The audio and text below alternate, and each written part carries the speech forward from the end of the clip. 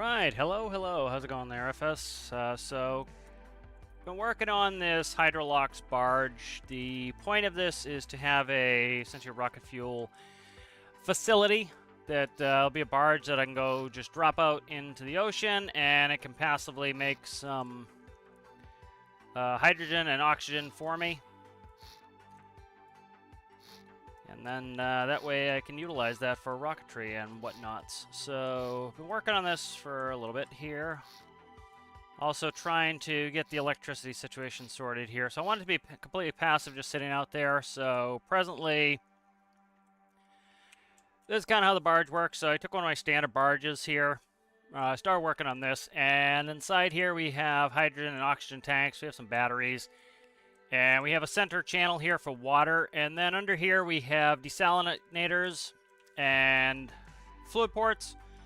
And then on inside, we have fluid ports here. So this is all passive. There's no power here. I'm actually going to want to smooth these corners. So I'm going to take a little bit out here. Let's do this. And so it's completely passive. You don't, with the way this is going to run, this is kind of running like how the oil rig would run. You just kind of let it sit and let it do its own business while you kind of just sit back and relax. And that... it's a completely passive system. You don't have to really be engaged with it. So I kind of like that. Let's see, or there. Okay. And so I'm just going to smooth this down a little bit here. So instead of pumping out through the desalinators, it just is passive. And just flows through through water pressure.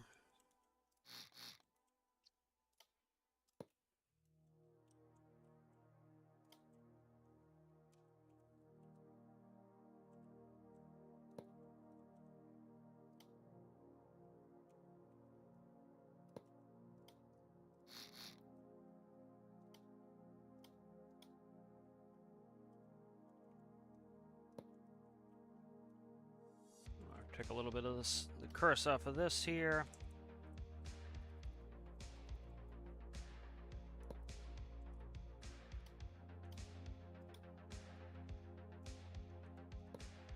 And so you just tow this out, plop it in the water, and it just works. So it has solar up top. The water will fill in here, and it has one electrolyzer there to fill the tanks.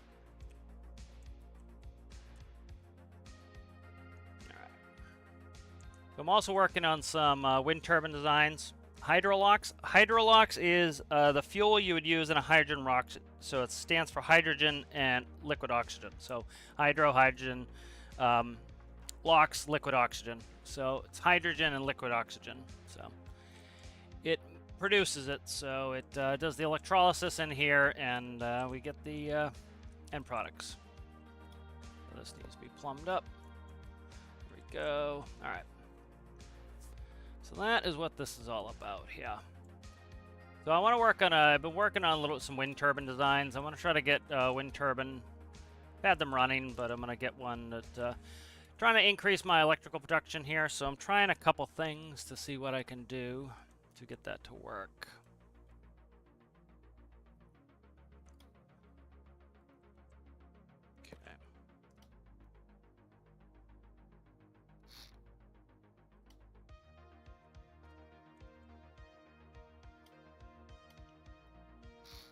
I've done some wind turbines before. I'm trying to do another one here to get this kind of operating the way I would like it to.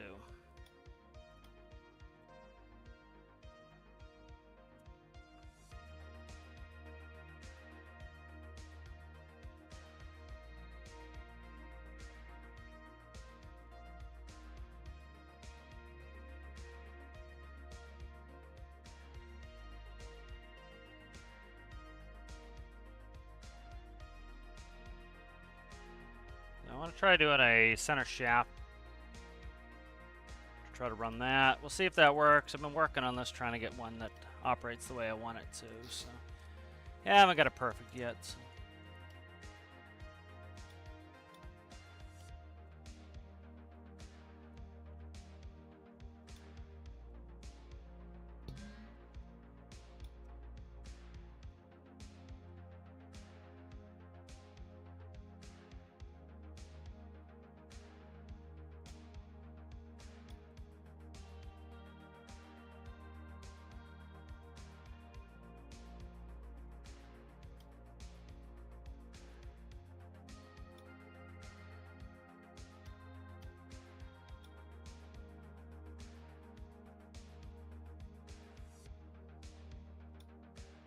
Ah, I knew I couldn't do that. Why did I do that? There we go.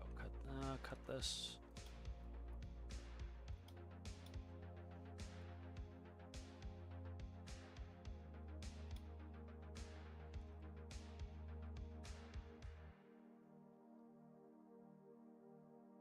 Which one would it be? This one.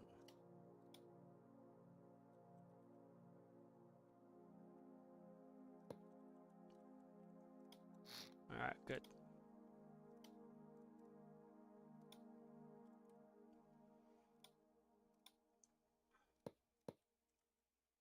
I'm gonna try this design. I'm not too hopeful in this design working, but we will see.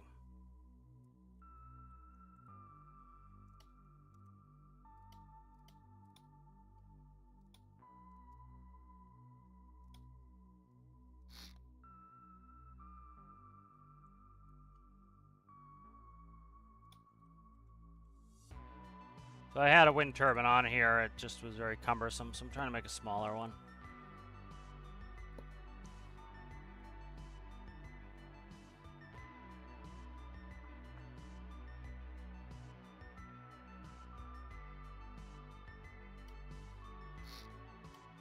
Tend to work better if we double these up.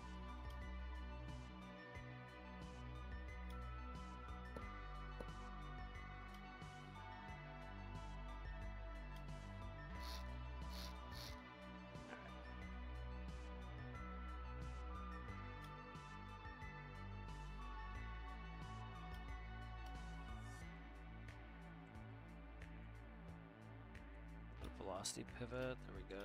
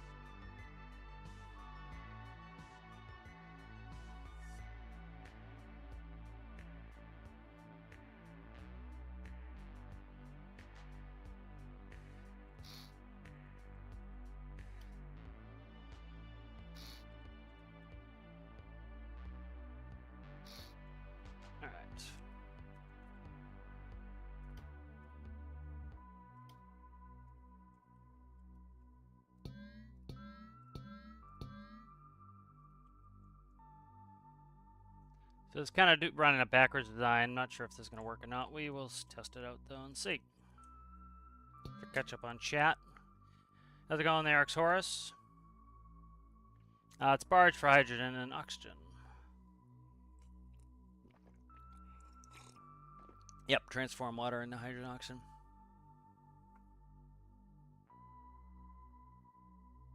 No clue there, FS. Depends on the viewer.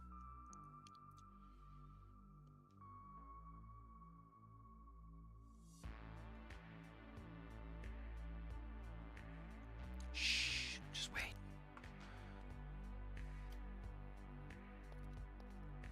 All right. Get a little wind on here.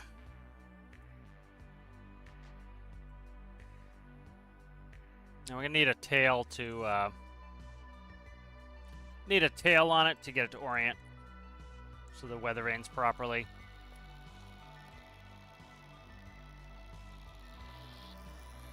Alright, so that is in fact not working. What I was hoping is the hub to move and the wheel to stay stationary, but I'm gonna need a friction on the wheel to get it to stay stationary, so that's fine.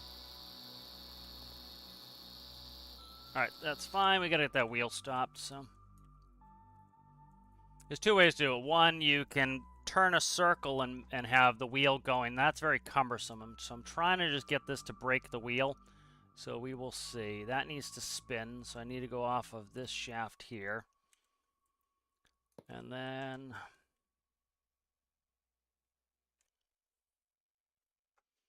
need to break this wheel, so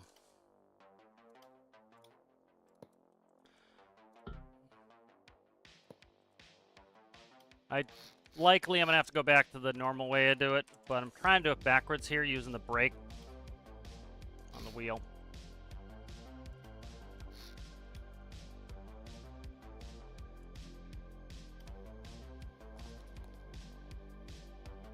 Alright, so it is breaking the wheel, but it's gonna cause smoke, so we're gonna have to do it the standard way. Yeah, I'm gonna have to do it the standard way. Alright. The standard way is kind of annoying, but it is what it is. We'll do it. Alright. So we'll do it the other way that I normally do it.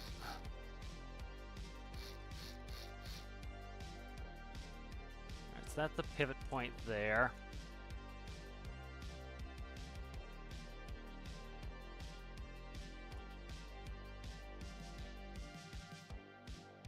Could do 2 wheels. That would be interesting to try. Let's try. Problem is, this becomes very cumbersome very quickly. So let's go like this.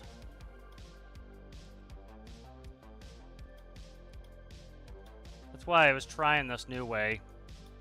This is kind of the standard way to do it, and I'm gonna probably have to do it this way because it just becomes too cumbersome if you don't do it this way. So we have to build a block wheel. Could do verts. Yeah, I could do verts. That would work. All right, let's try that.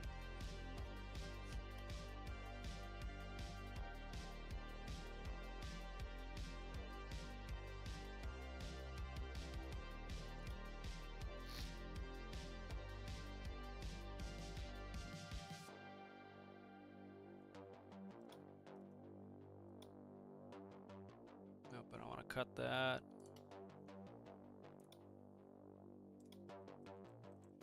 Alright. That's fine. Okay, so let's do...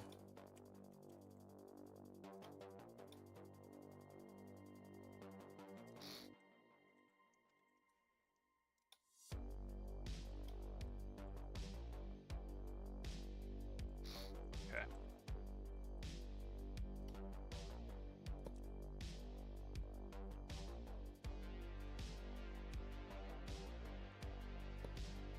See, this is the problem, is it becomes quite large, and I was trying to avoid that.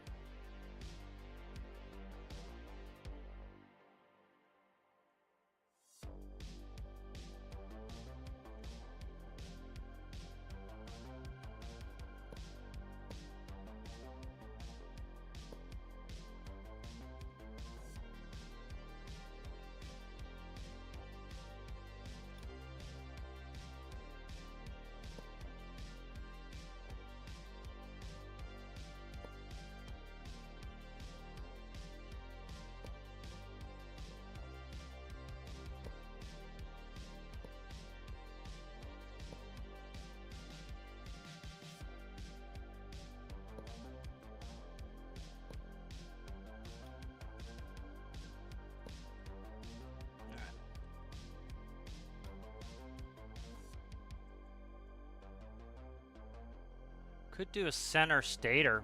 That'd be interesting. Let's try that. I want to kind of do something different. I'll do proof of concept right now, but okay.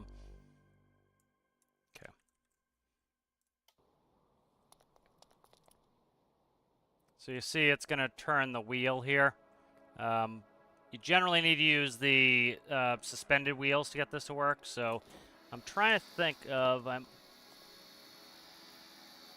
Alright, so we're going to have to use suspended wheels to get the pressure on there. That's fine. I'm trying to get this as small as possible. So one thing I was thinking of spinning the wheels. Let's try that. And I might do that instead. And do a stator for the friction block. Let's do that. Alright. Yeah, let's do that. Alright.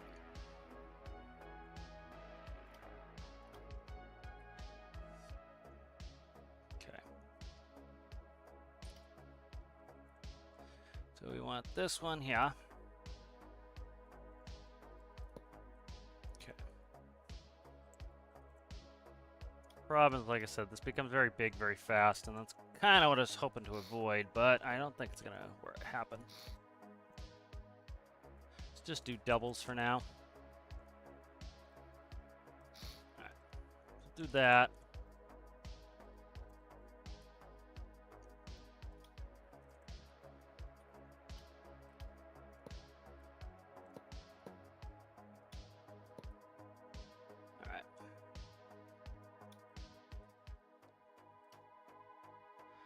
And what do you need to be up? At least 2? Okay.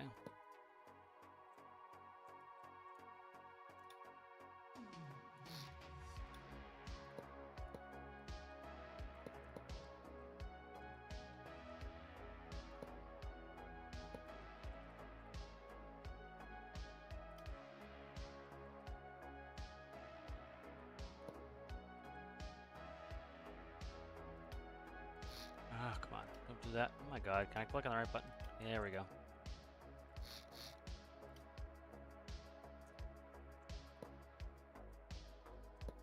Okay. So we'll do this as a stator.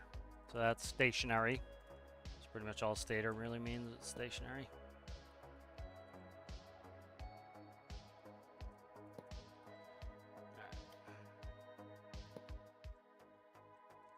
And then we'll, suspension should be good at 40, but we'll go up to like 60s on these. Alright, and let's just stick this in here. So I can read it. This needs to go now back to max power 0, 0, 0. Alright, that's all good. And then I want to put on a... I want this to weather vane properly, so I need to put on some sort of finnage.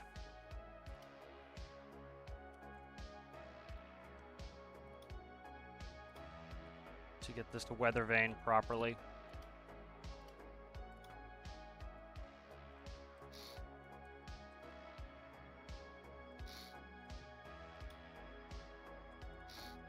Alright.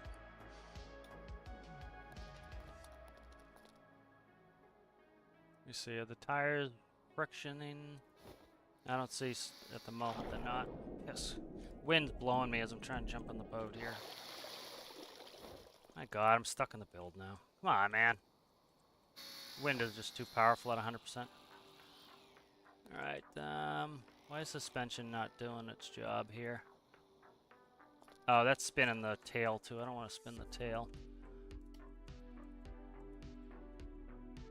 That should be blue. Okay.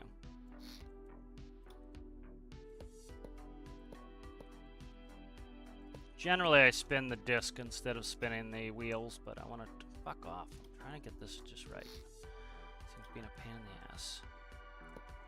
There we go.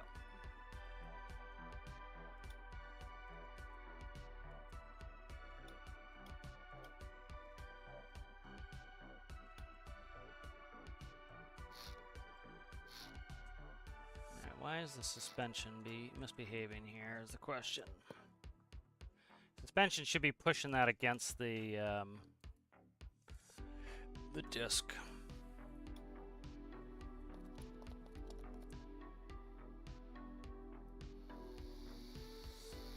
Why it's not, I don't know.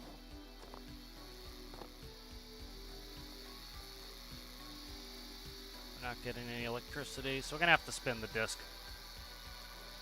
Alright. That's just gonna have to do it that way. I'm gonna do the old conventional way of spinning the disc instead, so. Alright.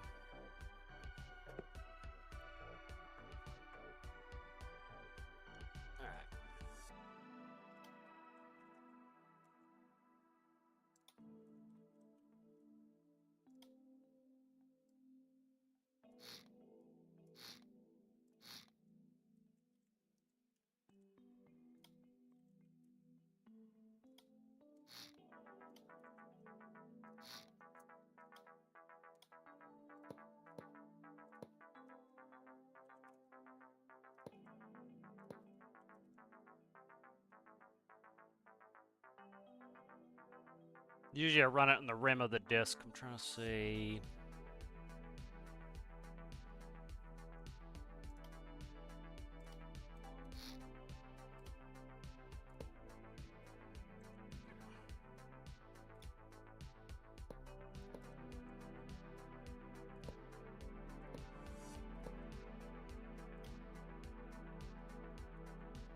one taller. Okay. That's the problem, is this usually you need to have a big disc like this, and it takes up a ton of space. It's usually why I don't like doing it this way if I can avoid it.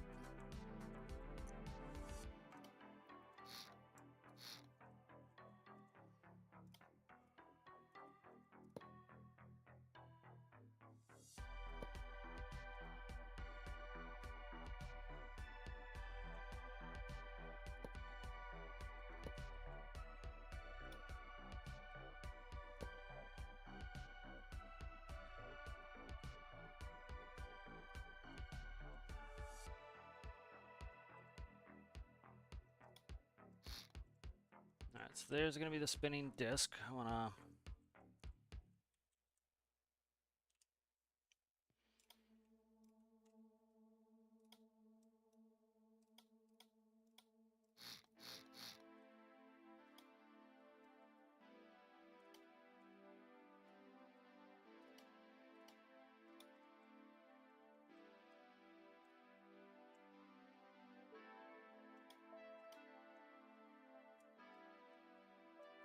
Okay.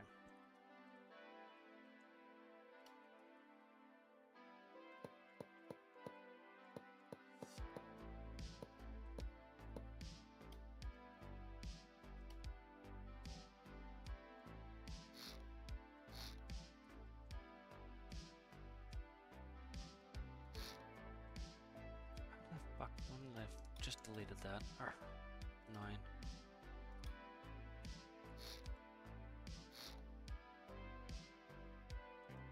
There we go. Alright.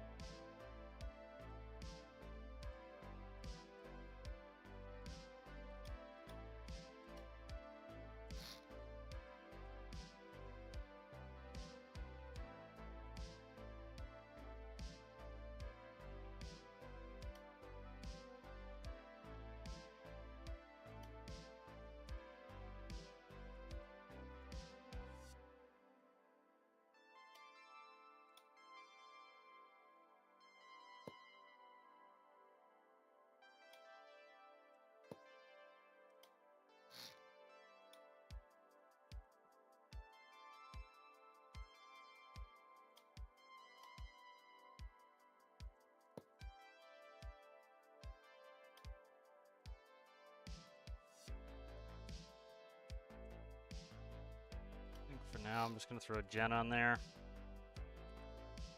And I'll deal with it in a second.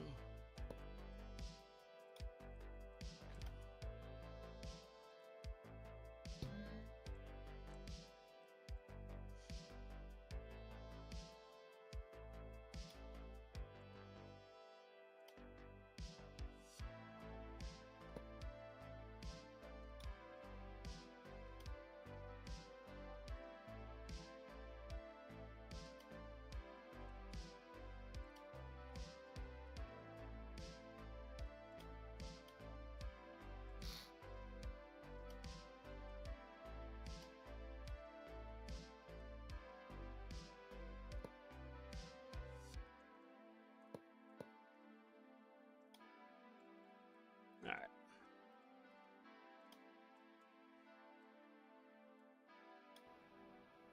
Too much, it's gonna float like that. That's the whole wheel glitch, so you can't go too bad. You gotta go... It was up to 75% on the other model. We'll try 70 on this, 60, see how this runs.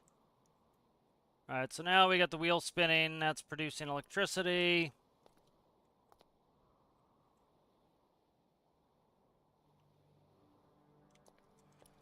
let's check the numbers before it shut. Alright, so that could be geared up. So the other one I had yesterday was doing about 1.5. So this isn't too bad. A little bit of gearing, we should be able to get this where I need it.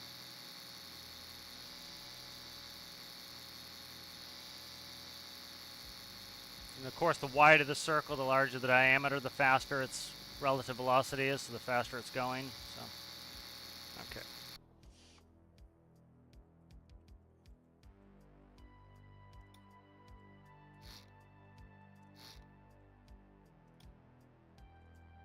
Don't want too much weight up too high.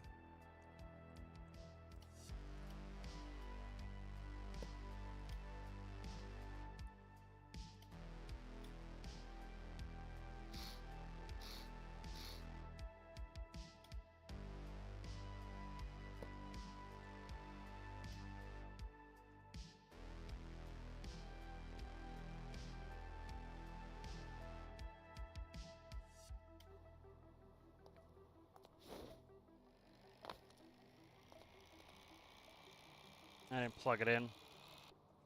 It helps to plug it in. There we go.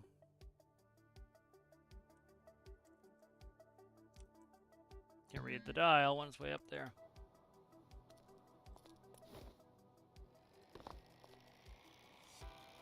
Alright, so is that like 2 on the other model?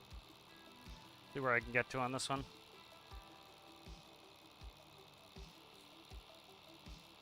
That one's showing about 1. Okay. It doesn't need a ton of electricity. It has the solar, plus it has that.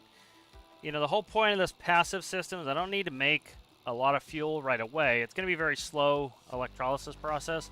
But the point is this is going to sit out in the ocean for as long as we need. And we're going to go do other things. And this is going to just passively make hydrogen and oxygen. So it's not on yet. I'm waiting for it to go in. Let's get underneath here. A little bit rolly seas. Let's get in there. All right, so here is the water chamber. And so let's look. You see we're up to around 300 liters of fresh water in here. So it's desalinizing it. And then this is going to kick on. I think I have it set to like 400 liters or 500 liters. It will start to kick on electrolysis. Read some chat here. No. Not an XML and anything to make it invisible. This is not to be a non-glitch build. Yeah. Oh, you're playing cities too? That's interesting, yeah. Yeah, I would just if I was gonna do a bunch of XML and I would just do an infinity electric glitch, so I have no interest in that.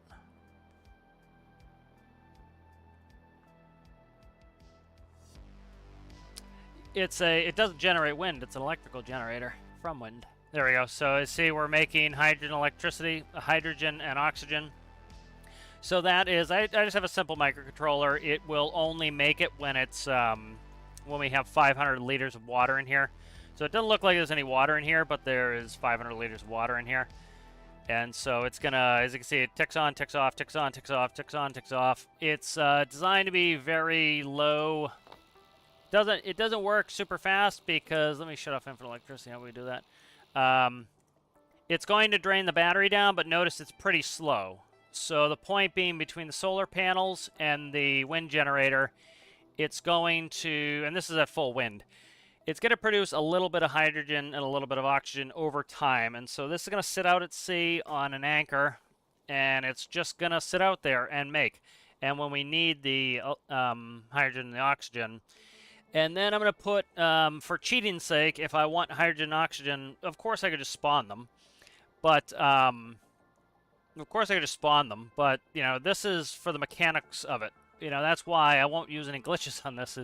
The whole point of this is to make it mechanically work realistically, and that's what I enjoy about this build here is that. So, for example, I could plug this into the electrical outlet there and have this thing run super fast and make a ton of hydrogen and oxygen, but that's not the point. The point is to have a passive system that's essentially free, and this gives me free hydrogen and oxygen. And it's free because you figure there's no pumps pumping the seawater in to turn it into fresh water. It's automatic. It just flows in. And so that's completely passive and free, just with water pressure. And then the electrolyzer works on solar and on wind power, so it will only work when there's solar and wind in there. But it's been working. This is my second wind, or this is like my fifth wind turbine test. So, but I was trying to do it the other way, where it was running the face of the circle. It's less cumbersome. It's less large, but you know. And then I was trying like do a stator where I move the hub of the wheel, but that doesn't work properly. And you start getting into some issues where if you restrict the flow of the wheel, it starts to cause lift, and that's kind of your floating wheel glitch.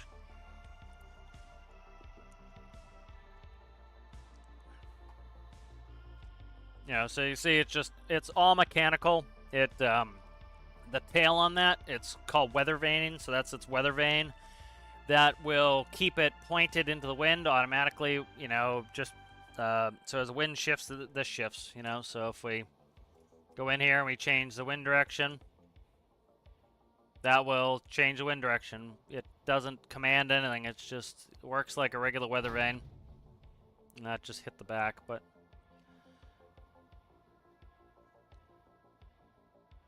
yeah, so it's not making a huge amount of electricity, but I don't need a huge amount of electricity. I just need some electricity.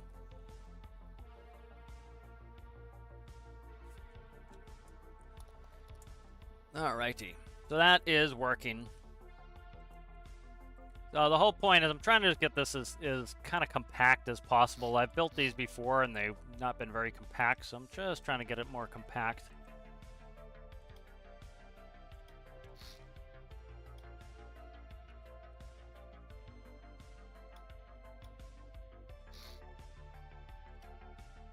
And if you take a velocity pivot or any of these, you put the power to 0, they just turn into bearings. So now let's do a quick measure here. All right, I just need one. So what are we at? 55. Okay, so 25, 28. 28. All right. Ah, piss.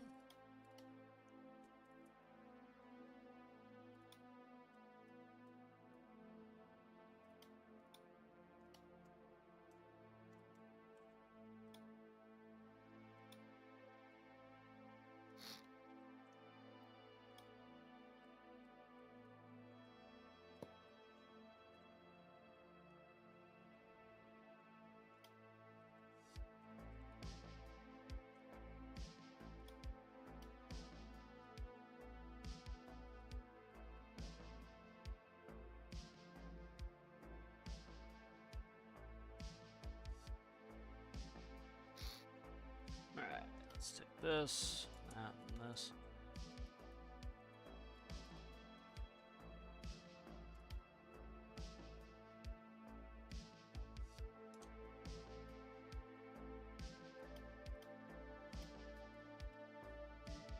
Alright, so that is now in there and functional.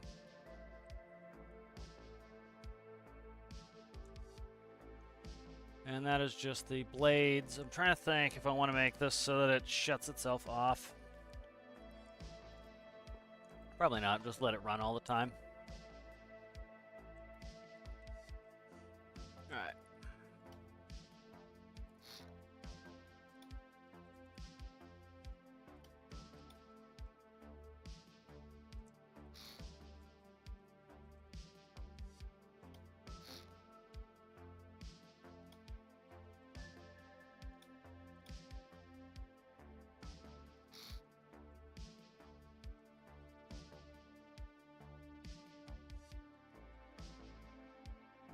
See where this floats at.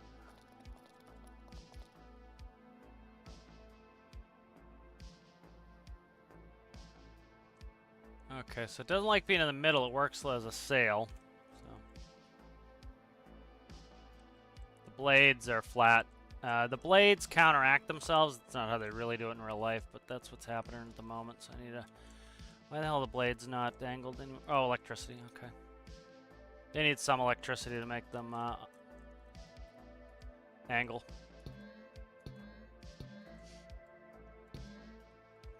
these are all geared to copy. That's good. Okay.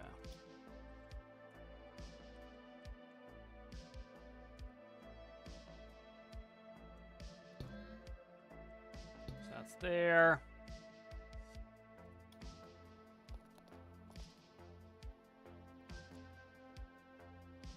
So it doesn't like, it might be alright. It's going to cancel it out. This isn't how it would work IRL, but it kind of needs to be on the stern of the barge, so the barge can weather vane too, because it's, you see it's acting, it's pushing on it. I want it to pull straight back, so it does need to be on the stern of the barge. I was just pissed. It's out of the way. It's not going to work if it's not on the stern of the barge. It's going to push the whole barge away instead of aligning it with the wind. Because we want the whole barge to weather vane as well. So we will cut that and then move it back to the stern here.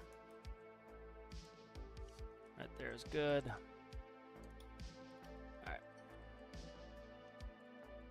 And then that will weather vane with the barge itself.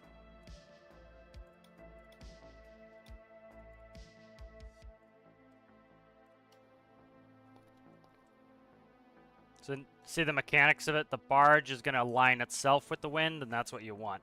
So that's why it needs to be in the stern. So just as the wind turbine weather vanes into the wind, we want the barge to weather vane into the wind as well.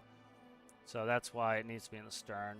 So I wasn't sure if it was going to behave properly or not, so it does weather vane properly. So this isn't how it really works in real life, of course, it's the drag of the blades, or the lift of the blades, that is essentially turning them. So you notice it's canceling out the motion of the barge, because the way the game's doing it is it's providing us forward lift. It would actually act as drag and pull us back more, but you notice the barge doesn't want to move because the it's canceling out the wind, so it's not really realistic, but again, it doesn't need to be realistic, it just needs to be predictable. So it keeps us in place, which is actually kind of nice. Alright, let's see. We need to see about setting up a mooring.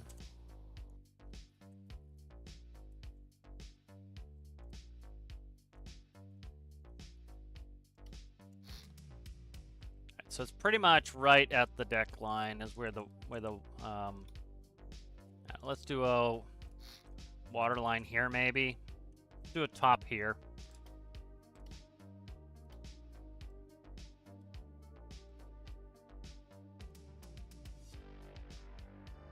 So this could be good. We can go stick this out in the ocean.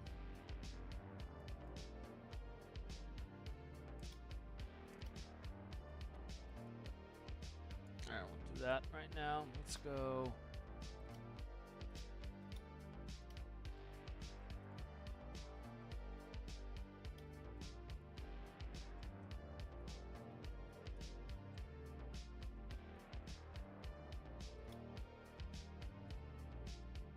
Pissa. There we go.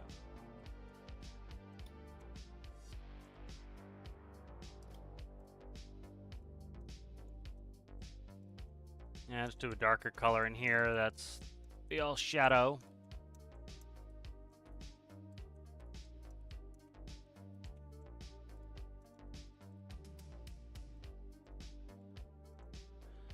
And that's why I don't like the bucket. It tries to paint this whole plane of the wall.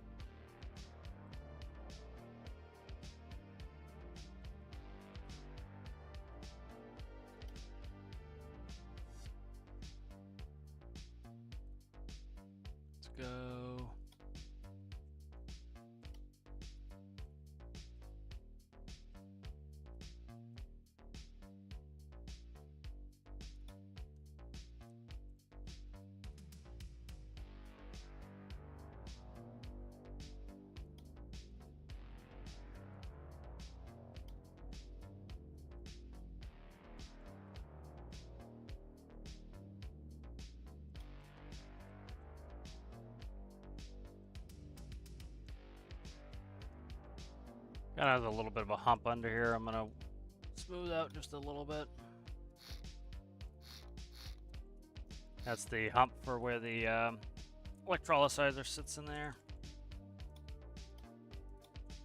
Gonna make it a little bit less harsh.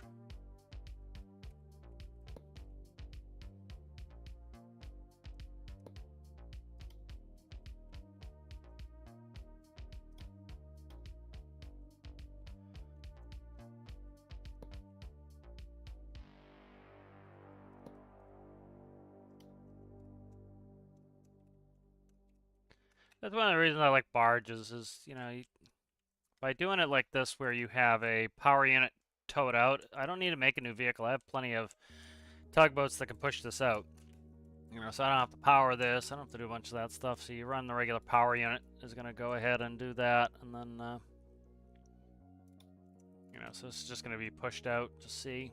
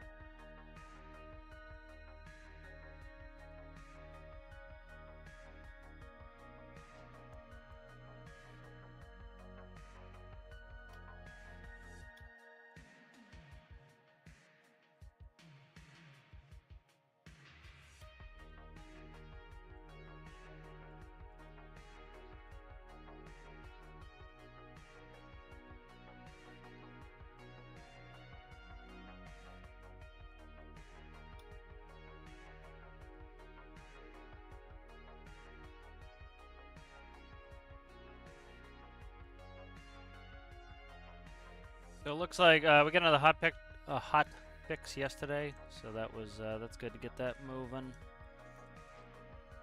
So that was the you know, when I was doing the video the other day, you could see that we were down to, I think it was like 6 psi was the spawn. They're back to where they were. So yeah, just they're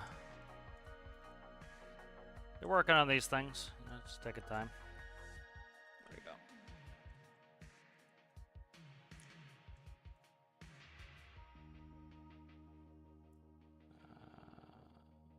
It's not going to work right, so let's just keep that like that.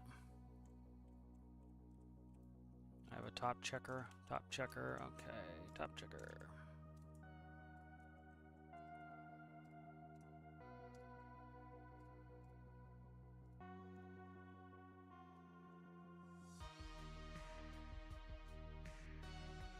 So that helps with filling the tanks. They're already pressurized to like, what was that? I think it was like 100 psi, something like that. 100 atmospheres rather. I keep saying psi, I mean atmospheres. Then it saves you a lot of time to fill. So it seems like that was just an error on their part when they were doing it. Seemed like they fixed it pretty quick.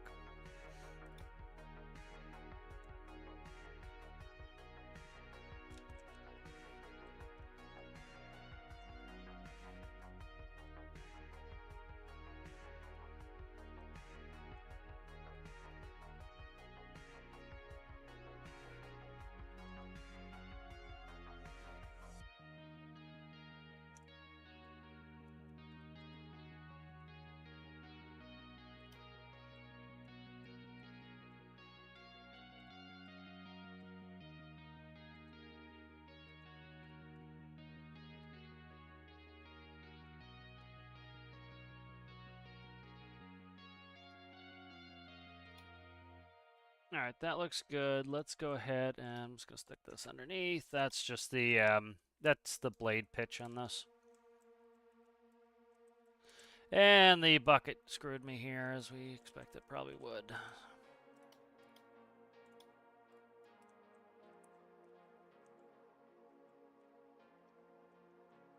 I'm gonna redo this. Am I gonna redo this? Could redo this in here. Really no point in having this much water in here. So let's go ahead and see, this is why I hate the bucket with a friggin' passion. Just like come back in here and fix everything.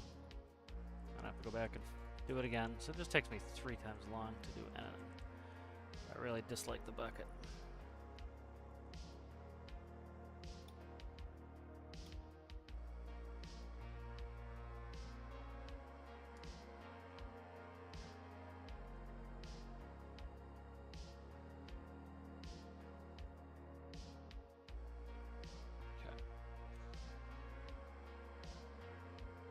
Sometimes it works to block the undercoat there, but we'll see. Does it block it? It did. Okay, good. Blocked it? Yeah, okay, good. It's blocking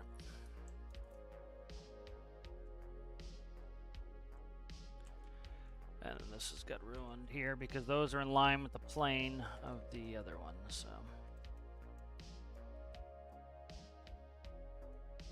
That was the end plane there.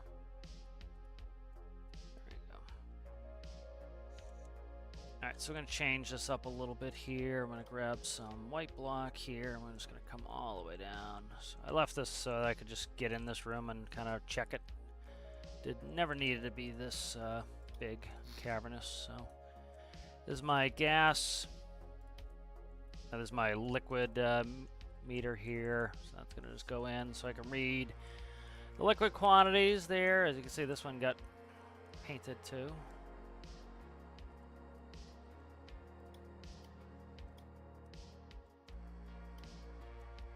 Go there. And this is my equalization valve here to keep the pressure constant in here. So I'm gonna go ahead and see where it can go. I know it can go there. What's there? Go right there. All right.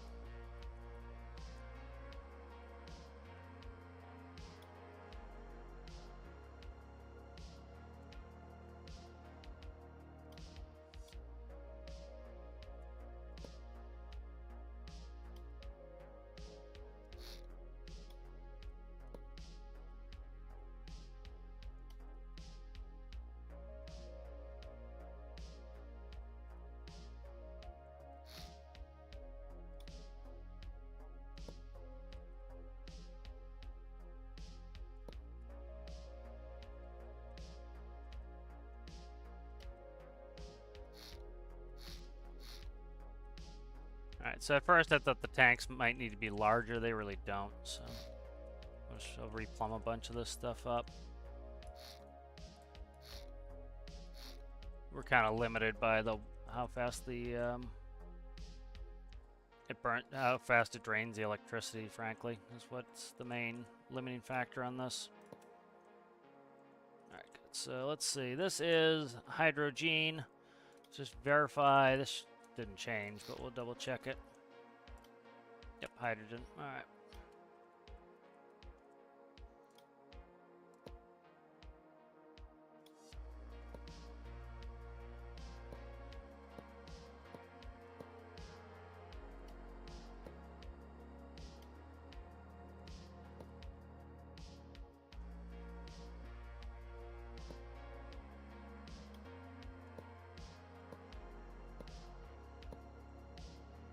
I worked the center of gravity a little bit better too. CG's a little bit off with the batteries being that high. Oh, you decided to turn sideways pipe, huh? That's not helpful.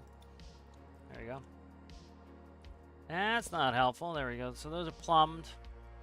All right, all these batteries are just to give me extra time before the before it pretty much has to go into stasis when it can't produce electricity anymore. So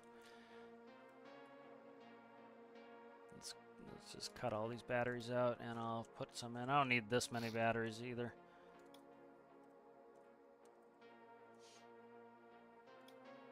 There's CG. CG's right here. We'll leave a 1 gap on the CG.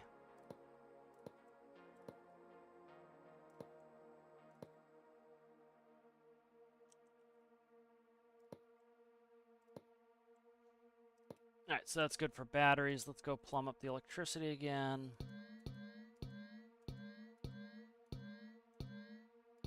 Alright, so that's all plumbed in. We have the generator, we have all that. Okay, good. Alright, so this is just the controller for this. I'll read chat in a second.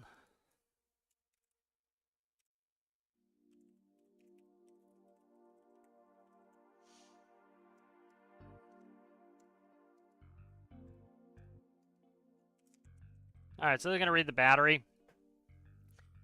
And so what we will do is this. We're going to do an up-down counter. Enable that. We'll do 3 maybe. Okay.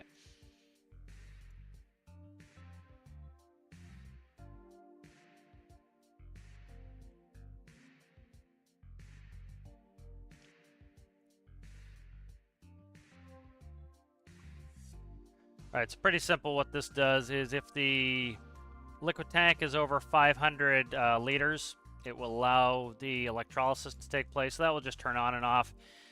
So it always works at 500 liters because that gives me enough just to get some out of it. And so it's not wasting electricity turning on. And then what we'll do here is if the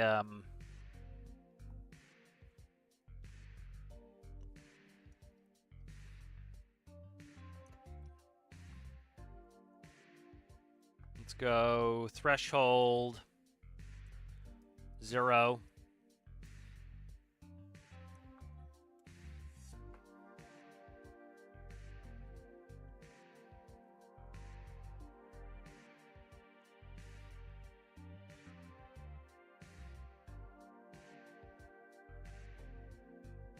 Now 1. Okay, we'll make 0 off, so we'll make this 1.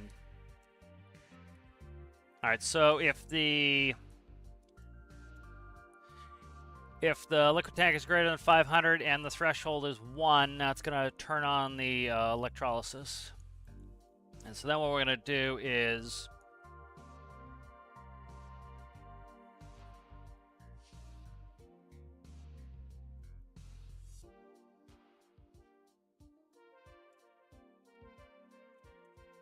so we'll do greater than. So if the battery is greater than, and this is going to be the on, say bat on tick. All right, so if the battery is, it's going to be, we'll do 90%. So if the battery is greater than 90%, it's going to tick this on, tick this up 1. Actually, we don't need we don't need the, yeah, we'll keep the threshold. All right, so if the battery is greater than 90, it's going to tick that up.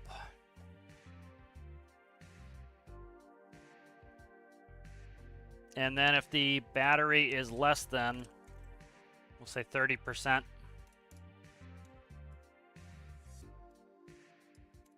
So if the battery is less than 30%,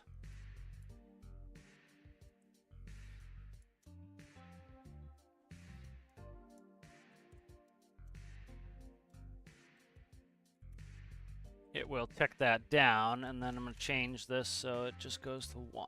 That would be simple switch. So when we are over 90, it's going to tick it up to 1.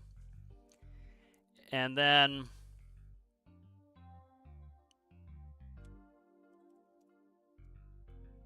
when we're less than 30, it's going to tick it off. So that way it will do nothing between 30.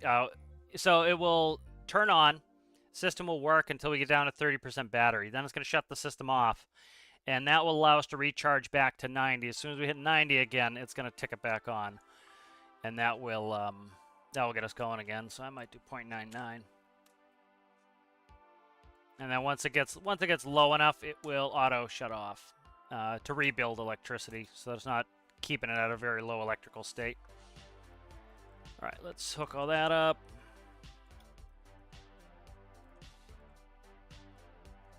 Plumbed in there. Battery right here. Okay. All right. If we can make the jump, that'd be fan-frickin-tastic, man.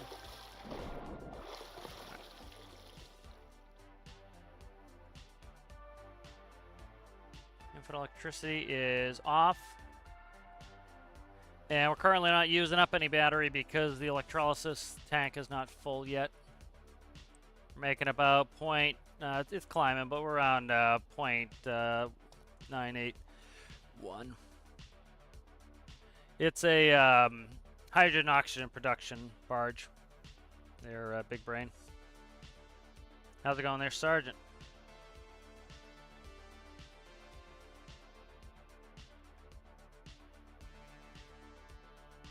Yeah, I don't know if infinite fuel's working. I'll take a look at it.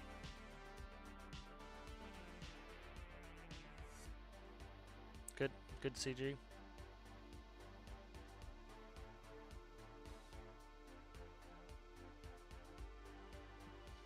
Electrolysis is splitting. You have H2O, and you're splitting the molecules apart, so you have hydrogen and oxygen. So this is using electrolysis to split the hydrogen and the oxygen. It's a self-sufficient barge, so it is currently not producing yet. Make sure I merged everything back, but I don't have a quantity gauge. I need to put okay, so we're still not going yet. I'm gonna get a readout in here so that I know what we're working with here. So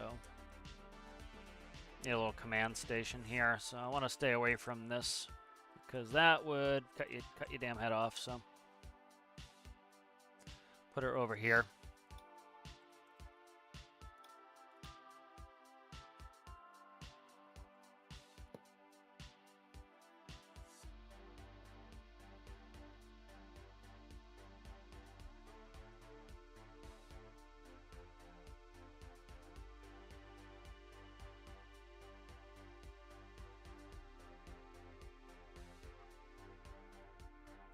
I'm gonna move the vent.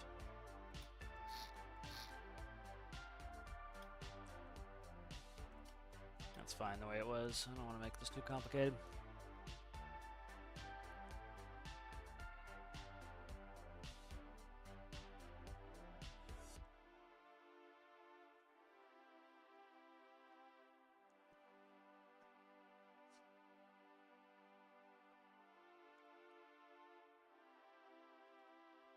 So I'm just gonna do info on this for now.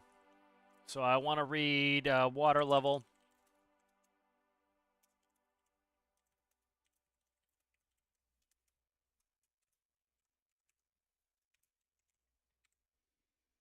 Do a gauge on that one. Vertical 0 to I don't know what it will run to. We'll check it in a second. I gotta see what the quantity of that whole volume is.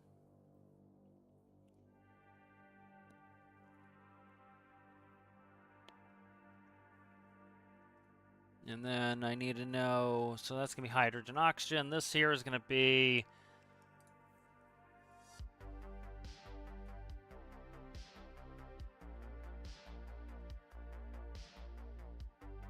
it's fresh water.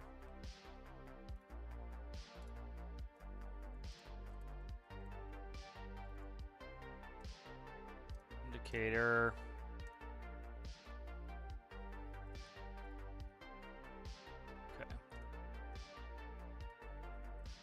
Volts, dial, 1, -1, 3, battery,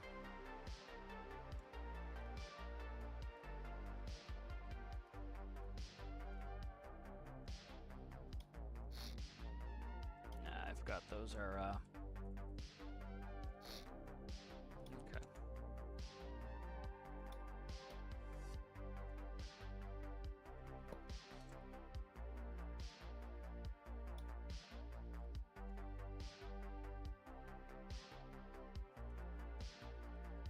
Let's see what side what's on.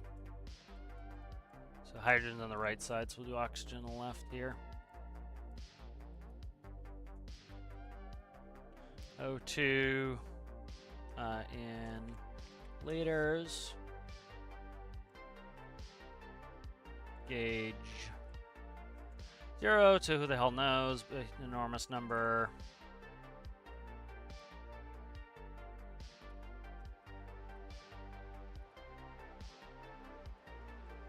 atmospheres. Do that as a dial.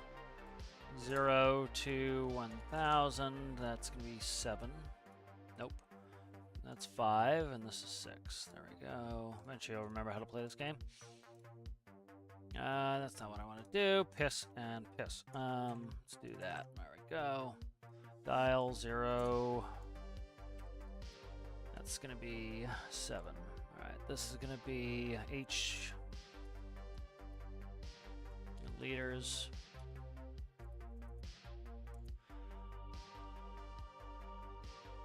An enormous number we'll deal with later.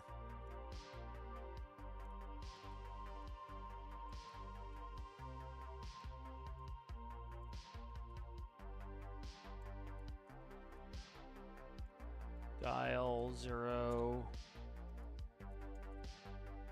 8. Okay.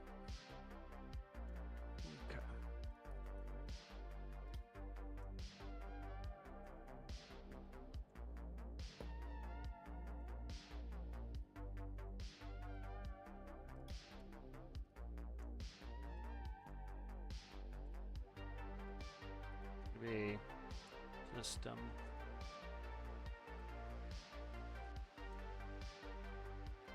System on off, flip switch.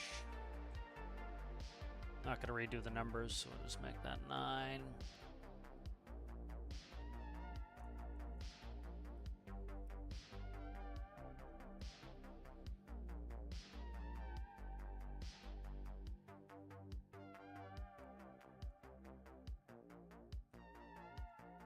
All right, let's go.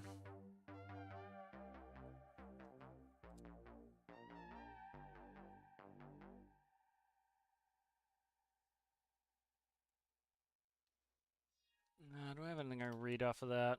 Probably not. I would need to put an RPS gauge on there. It's gonna be for the funsies, so I don't really need it. But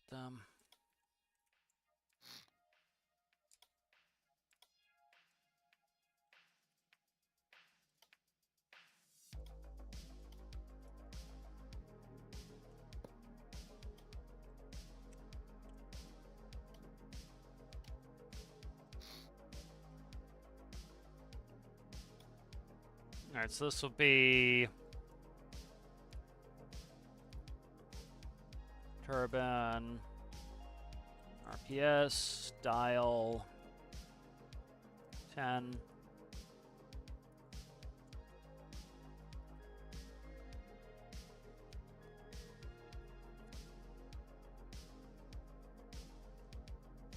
All right, so system on's going to do the blade pitch.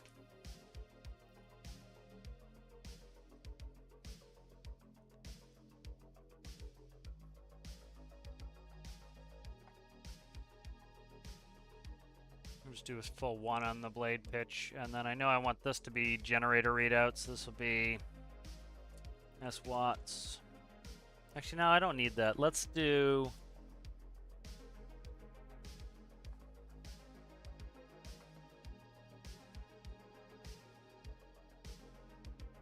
I don't know, I was gonna control the blade pitch, but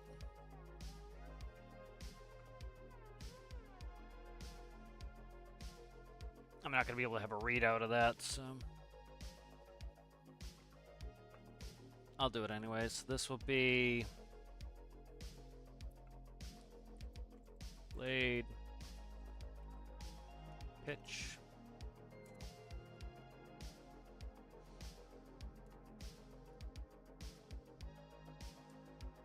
What's that? That's going to be 10 is 11.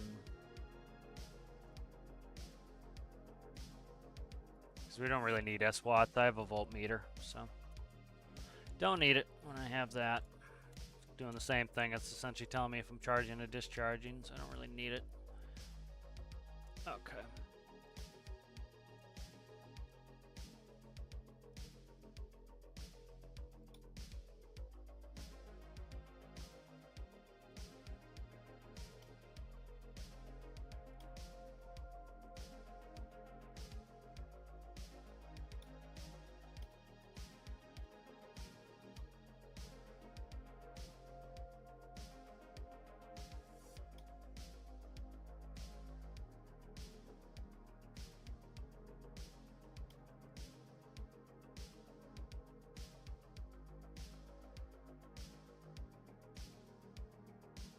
Alright, so that's pretty good there, I think, to set us up. Alright, let's see.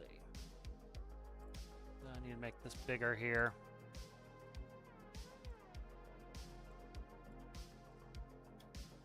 Okay, that goes in towards the wall. Okay, good, we're still good. Alright, so I need to read a bunch of stuff here.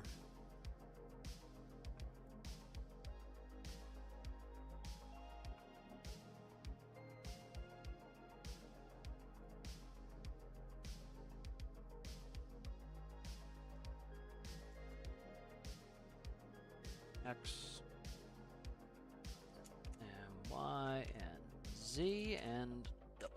All right.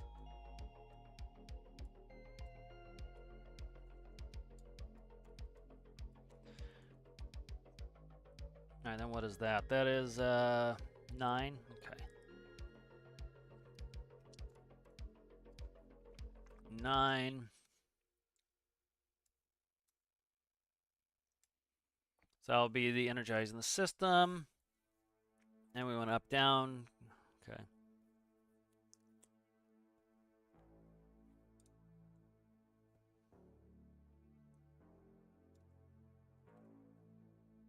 All right, so if 9 is not on, it's going to trip the blade pitch. Okay. And then what's that? 11 and 12.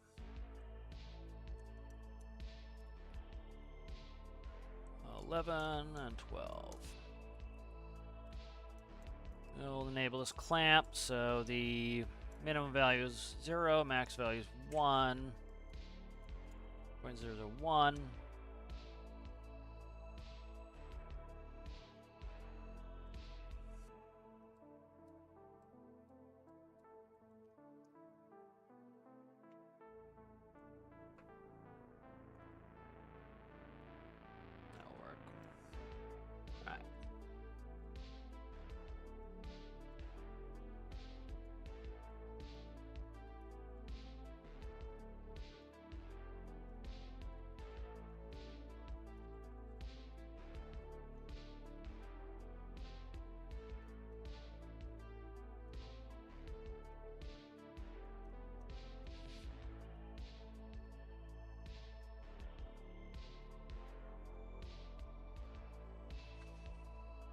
Alright, so that is going to control the blade pitch.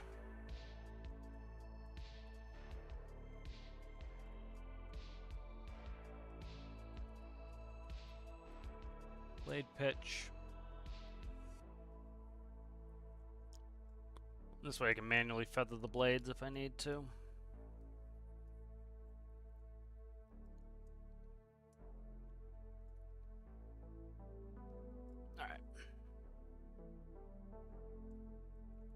Start writing these.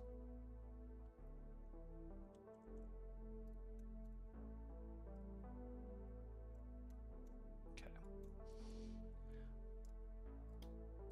Let's see where we're at here. Let's plug some of these in. Blade pitch is now going to go here. Okay.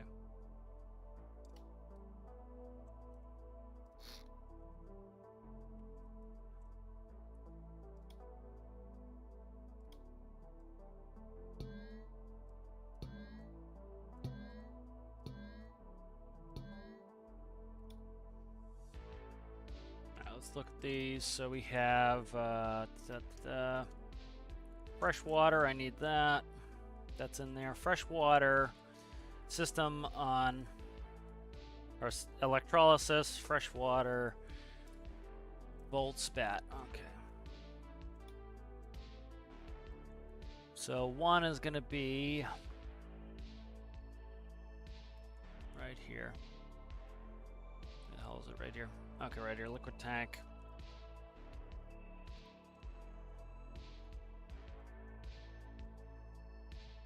Let's do a function.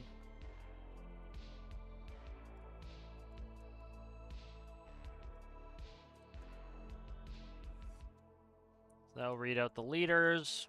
Skip the next one for electrolysis.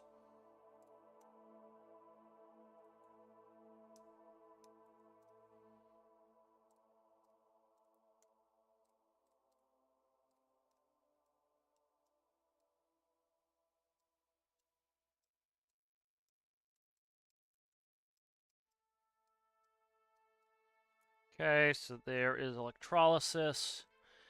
Then we need volts bat. Okay, so volts and bat.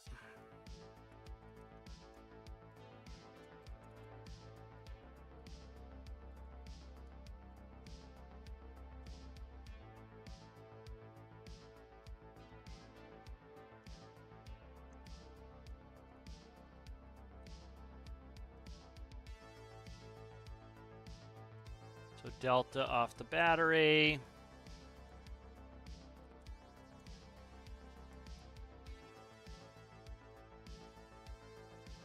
And there's voltmeter right there. Alright, so volts bat. Let's see, what's the next gauge we need? O2 liters, and then... Alright, this one fucked up. Let's see. This one screwed up. Alright. Alright, so O2, hydrogen. Alright, so we need those.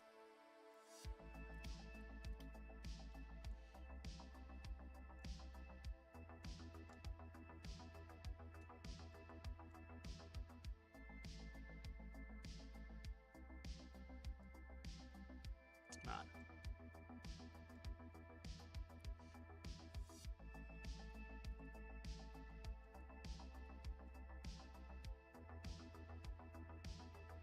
CO2 ATM.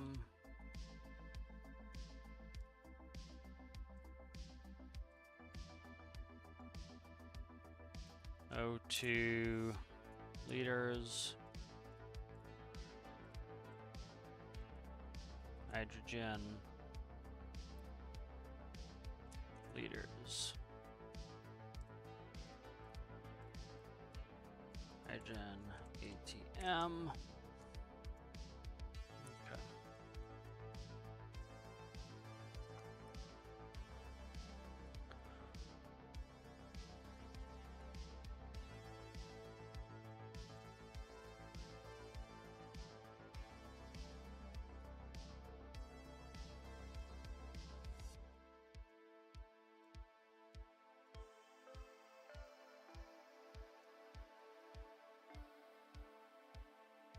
Alright, good. So that's going through there. It's up to 8. Alright, and then we need RPS for the turbine. Okay, RPS for the turbine, which is 10. RPS for the turbine, which is 10.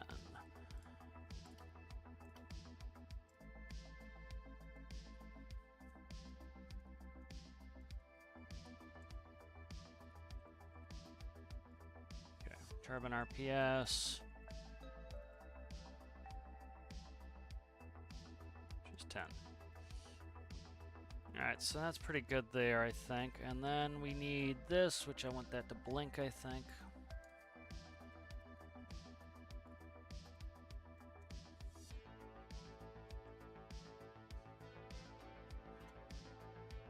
Alrighty.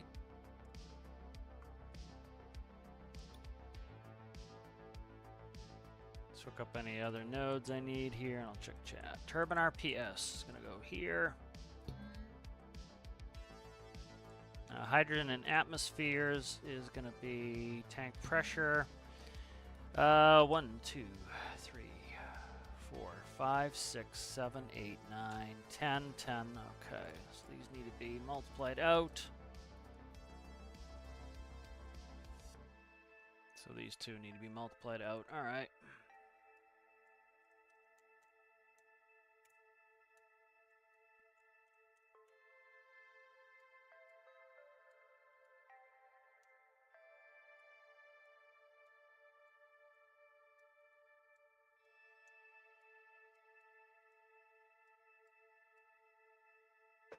Alright, so that fixes that. Tank content, just double check that's hydrogen. That is hydrogen, that is hydrogen. Hydrogen in liters, okay. Oxygen in liters. Oxygen in atmosphere. Alright, let's give this a look.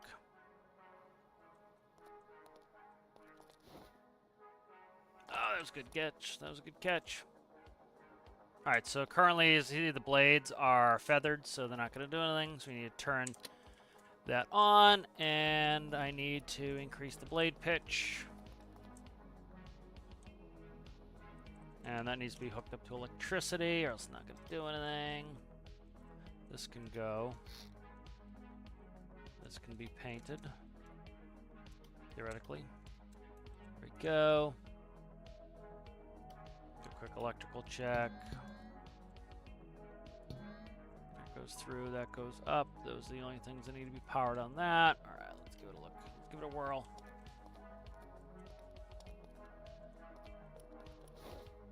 I missed it. I missed it. All right. We are at 100% wind. That's why it's so crazy. All right. Increasing the blade pitch here. There we go. Starting to spin.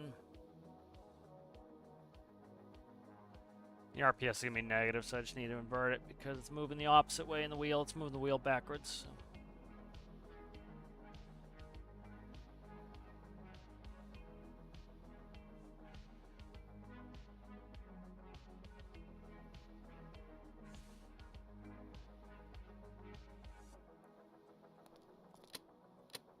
So blade should be pitched all the way up at this point.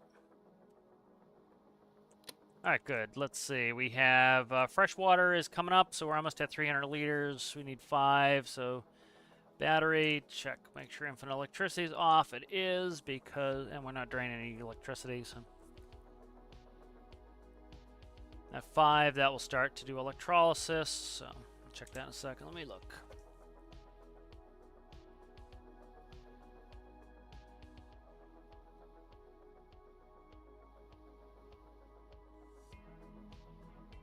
Yeah, sure. Yep. Yeah, the way I do it is I just do delta, and then I do times 3600. That just gives me usable numbers. Then I do a 1, -1. And it doesn't, you know, all it's really showing me is it's a charge-discharge gauge. You know, you're showing if you're charging or discharging, which is all you really care about. If you're discharging, you know you're making less electricity than you're using. If it's discharging, you know you're losing more electricity than you're making. I think I pressed it backwards, but delta just does the change every tick, and then I just do 3600 to give me a usable value.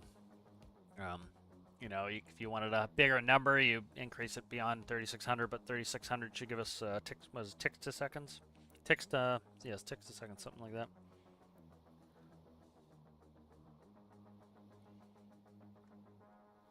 So we're just waiting for this to get up to 500. That way it won't trigger it until it's over 5. That just gives it enough water that it can actually, you know, make sure that the electrolyzer is in enough water to actually do anything. You know, it's all passive, so it will turn on, turn off, turn on, turn off as it uses the water and dips below 5. So it just keeps it primed with water. So it's not going to turn on until there's enough water in there to actually do the process. So. And it's passive. Everything's passive on this. This thing's designed to be as, you know, like... There we go. I'm not getting a light. I'm not getting a light. So, am I going up in atmospheres? No.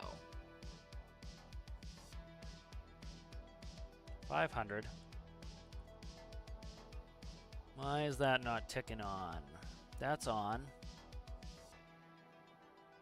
That's 9.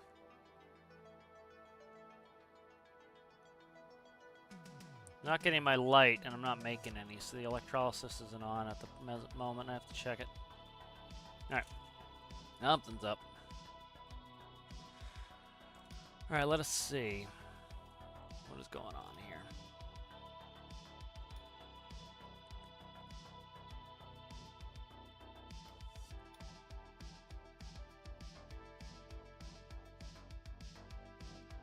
So the battery would be greater than 0.99. So that would kick this to 1. If it's 1, that's why. These need to be ores. That would be why. Alright. I'll do it.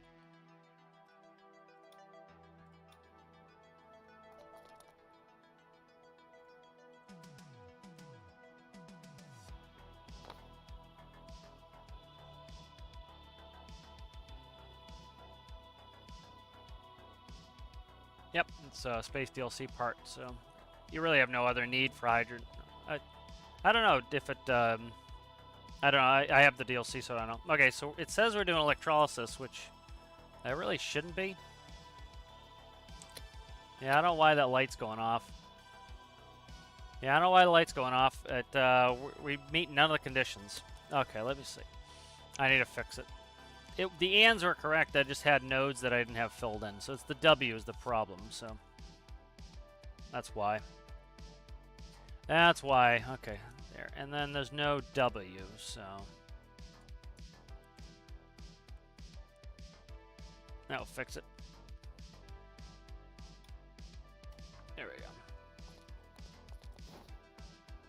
Oh, come on, come on. And then you see how high this sits in the water? That's because it sits very high in the water because it doesn't have any hydrogen and oxygen in the tanks yet. So this will sit almost at that black line once it fills. So that's standard barge. Barges don't run water ballast often. They'll just they don't run water ballast often. They just you know, sit high in the water, and then whatever their cargo is will sink them in.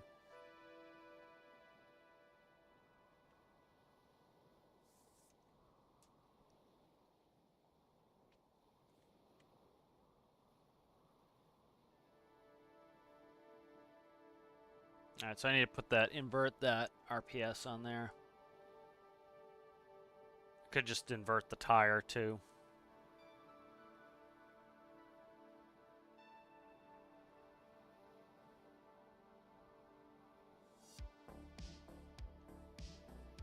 Alright, so we must be a full blade pitch here. Let's quickly see if I can grab a look at one of them. I can't see.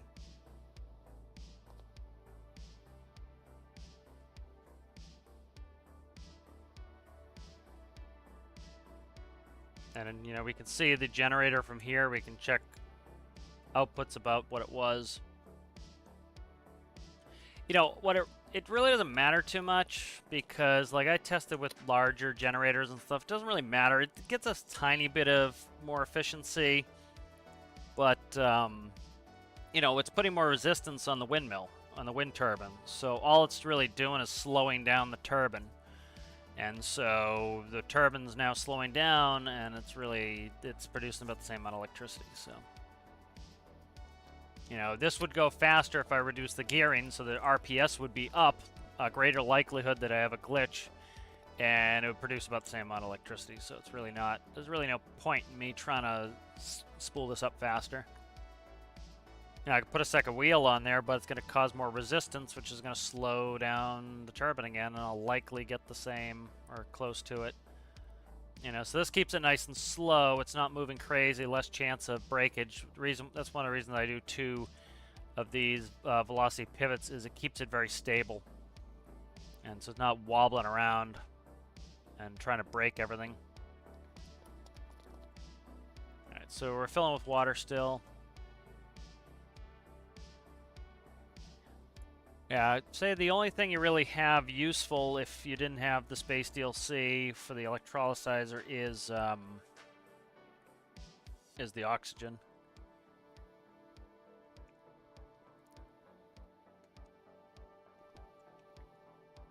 For submarines. But we get pretty good passive water flow with the desalinization. And again, the point of this whole vessel is this is going to go sit out at sea, and it's going to just be on anchor, essentially, or mooring. I like to go put some mooring blocks out there. I've done that before. It was problematic. I think with the new way they're doing sub bodies, it might work now to go put a mooring block. But you notice this does not want to move. Again, this is a gamification of things.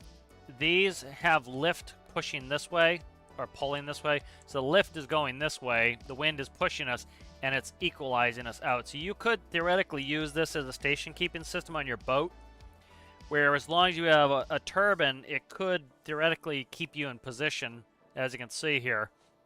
Is it realistic? No, but it's a good way to overcome the wind is like this is greater than hurricane strength wind. And you notice we're not getting pushed over there. And that's because the lift of these blades is pushing us this way, and the wind is pushing us, just counteracting it. Where what would happen in real life is the drag would push you backwards. Because that's actually drag, so it would be giving you a bigger drag surface to push you back. Alright, so we're coming up on 5 here.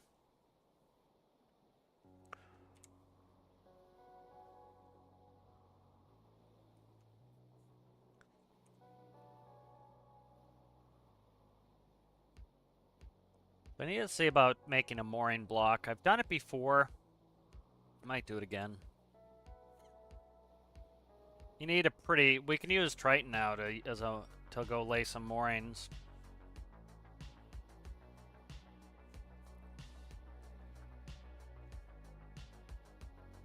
Alright, so we're coming up on...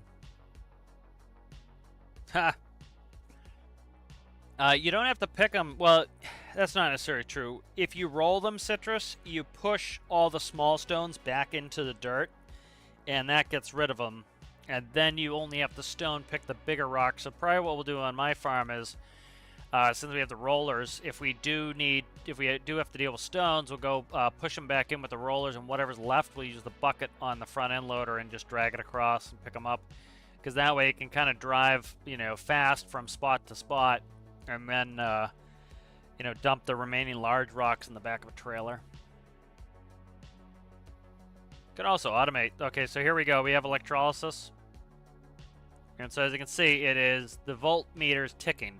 So the voltmeter is going down, going up, going down, going up, going down. It's showing us every time it draws, and then it goes past the 0 mark, telling us that it is charging. So you can see it goes negative, positive, negative, positive. Now, ultimately, you notice we are losing battery. So we are eventually going to run out, but you notice it's very slow. So between the solar panels and the wind turbine, you know, and of course we're at 100% wind, so the wind turbine will move slower when, you know, when the system is off, or when the wind is lower. We'll be making less electricity, but this is just going to sit out here on the ocean and make us hydrogen and oxygen. You notice right now we have 0.06 liters of oxygen, we have a liter of hydrogen, which makes sense, you know, hydrogen being less dense, and it's the most abundant resource. It's H2O, you know, dihydrogen monoxide, 2 hydrogens for every 1 oxygen, you know, so that makes sense. And then atmospheres here. The atmosphere is very low on hydrogen. Again, it's not very dense. The oxygen's more dense. So the more dense oxygen has a higher atmosphere number than the hydrogen, which has a lower atmosphere number. And so what this is going to do, once it gets below 30 battery, it's going to shut the electrolyzer off. It's going to prevent it from operating. And then it's going to allow the batteries to regenerate up to 100%. And then the system will tick over and start again. And so it will only really operate between 30 and 99%, or greater, really. And so then it's going to go into a recharge phase, essentially where it recharges. And so that will also let the water tank fill up. So we really don't lose too much time, because if you look at the reason why, if you look at the fresh water, you notice it hits 5 and it goes down, hits 5. It never climbs up. We electrolyze, we make hydrogen and oxygen faster than we make fresh water. So what's going to happen is when the system shuts down, we're actually going to fill that water tank up, and that's going to, that will allow us to actually, you know, when we start up again, it's going to let us do electrolysis for a longer period of time. And again, this just sits passively out in the ocean, so it's kind of nice. All right, let's pull this back in. So this looks like it's working. So let's grab this here, actually.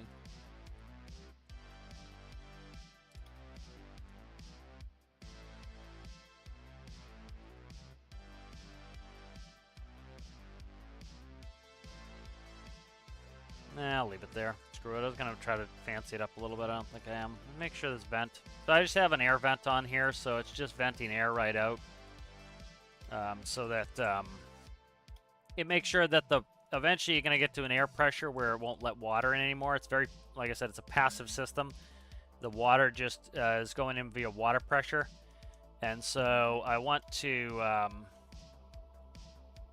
get all that air to be able to, you know, I don't want the air to pressurize because it will make it so the water has a harder time getting in. So 2578, okay.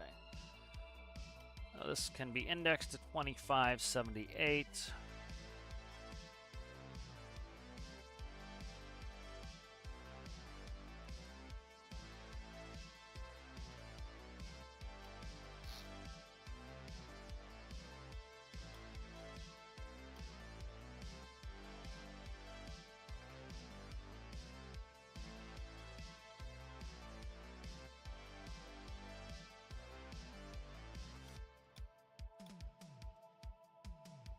Alright, and so this is probably going to get a mooring line.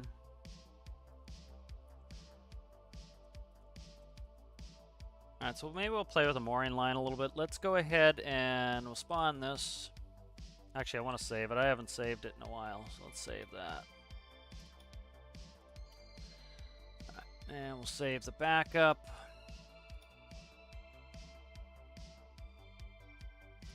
What did I do? Rocket fuel production barge. Okay.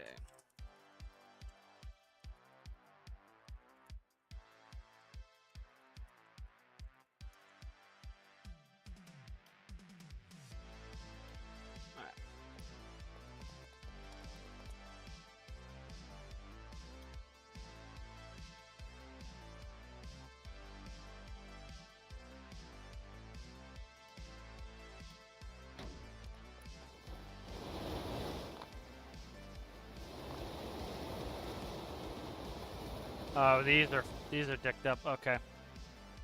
My two these are my two hatches on this. I still have yet to bother working on a solution for that yet, so I need to do that.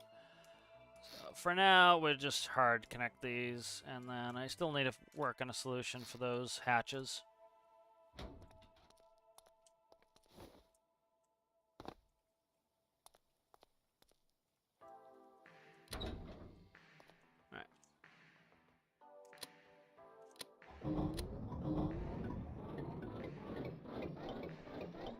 If I can remember how to run this thing.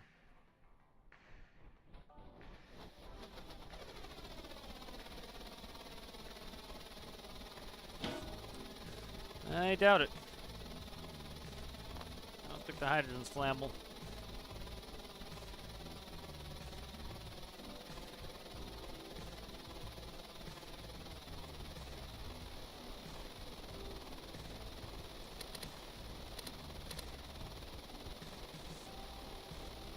Why is that up against the dock? Weird.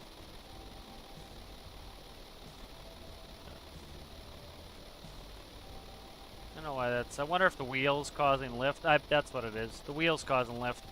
I need to fix something first. The wheel is causing lift, so it's... See what it's doing to the barge. So, I need to decrease the tension on this. So let's go back down to 40. 40 is stock. Let's go to 40. That was... It's putting too much pressure on it. It's doing the wheel glitch. You notice it's still doing it a little bit.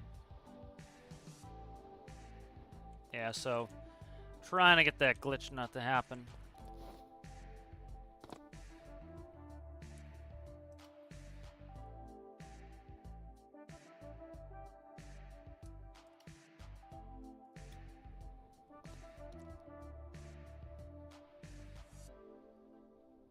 Still happening, but it's, I would say, manageable. We'll see how well this works without that having a lot of pressure on it, but you know, let's test it. I don't want to. I'll bring it out to see a little bit before I test it. All right. Okay. Let's see. Where is my azapods? All right. And how do I desync these? Forget. Let's see. Where's desync? Do they desync? I can't remember if they... Okay, they desync default. Alright, good. I do need to fix that though.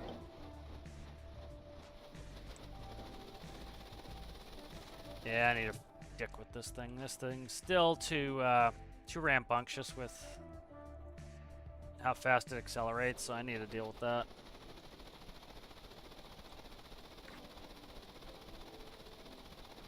Need to slow down its acceleration. Makes it hard to operate. You notice how the stern is out of the water almost? That's the wheel glitch going on. So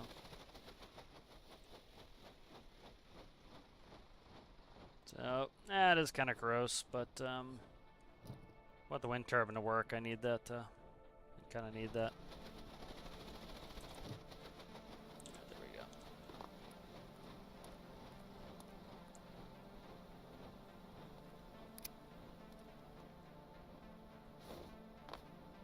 Gonna be obnoxious here and not want to turn there, Barge. There we go. It's bad paint.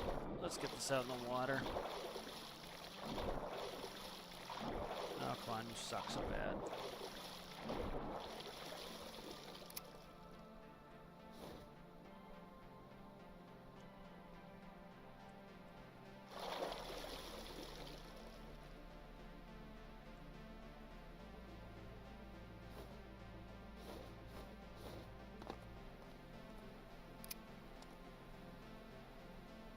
Let's go,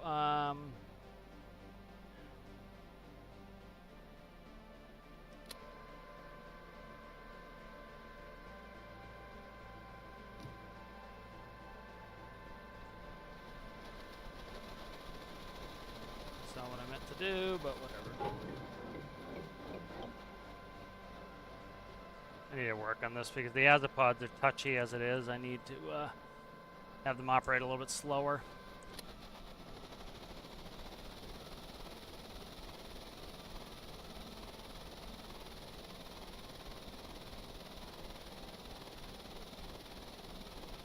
Could use the down gearing. 10's not that bad towing. Could probably go a little bit slower. Be down geared a little bit more to get more torque.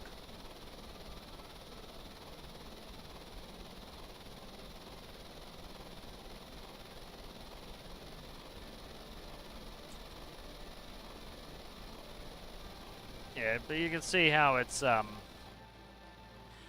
know, the wind turbine's picking up because of the wheels pressing against another block, and that's the whole how you make the wheel glitch work. So it'd be nice if they would let us do a PTO. I really would love to see that. That's something that people have been asking for. That would just really open the game up, and who knows, they might be working on it, you know, but you know, the ability to take rotational force there and essentially pass it through. So, you know, if you rotate this block, like, you know, essentially you have a pivot. If you rotate the pivot, it will then pass torque through, you know, and then that would be a really cool block to have.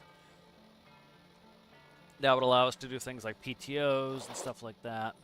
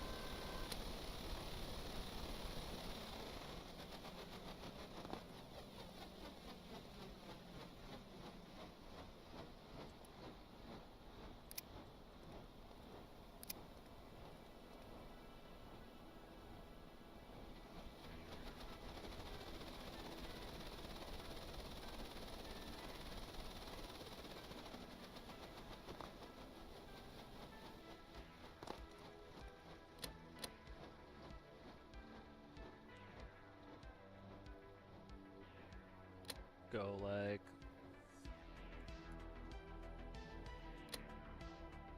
Why is it... Oh, because it filled with water already. I got you. That's why. It filled with water as we were going out, so that's why I was ready for electrolysis right away.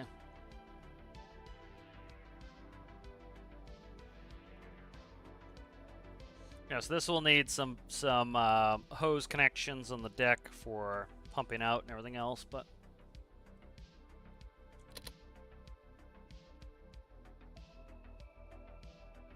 why is this not spinning now?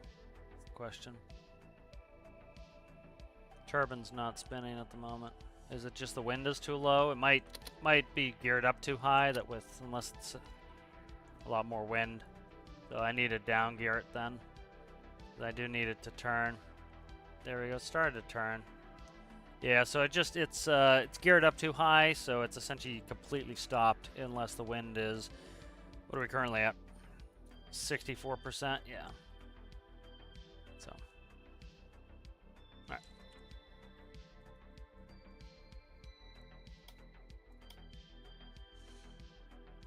So let's go. Let's try a real light. I want to get rid of this glitch altogether. So let's see if I can run it like this. Let's go a 3-to-1.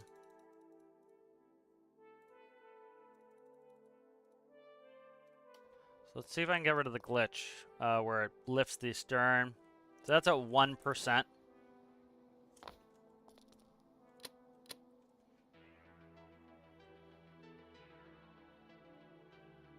Okay, so it appears to be turning fine without a lot of pressure on it. So it's only at 1% suspension pressure. So with it down geared, it should turn a lot faster. You know, but it's the generator is going to turn less, so we'll see what we get to.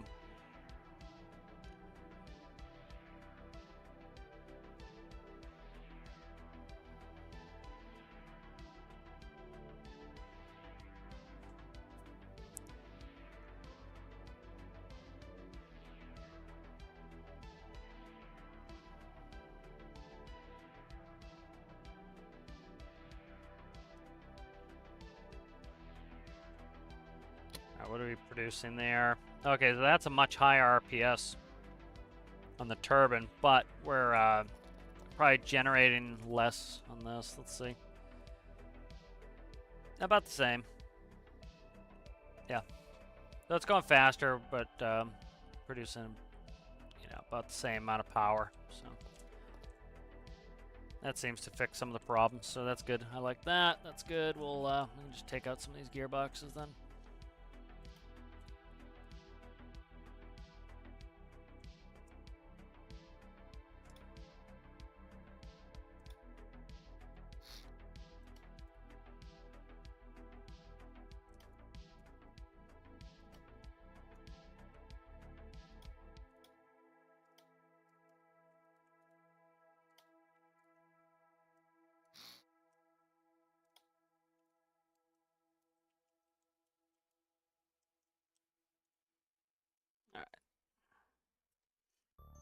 So that's good. Let's fix the paint up here. Alright, now I need some pump outs for these.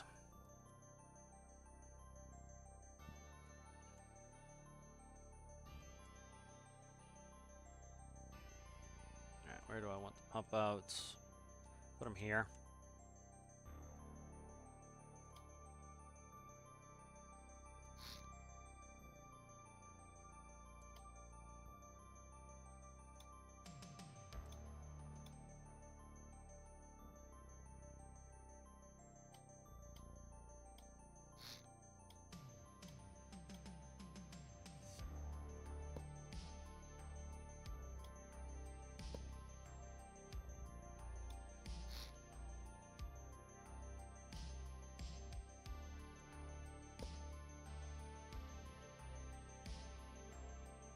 I think I'll put them in the center.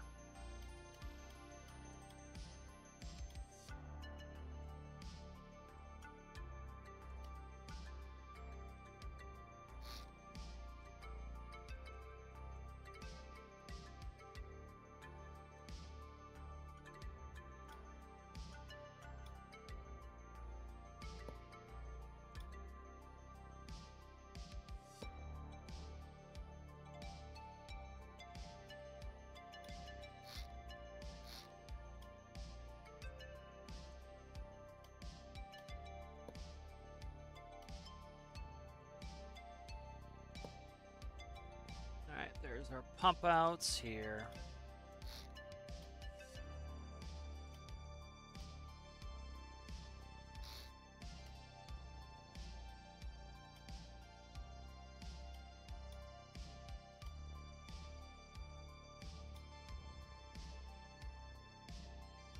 So there's our pump out, so we can actually get the hydrogen and the oxygen out of the tanks. I think that pretty much sets this up to just go sit out there and passively cook. So, excellent. Excellent, excellent. So this can even drift out there.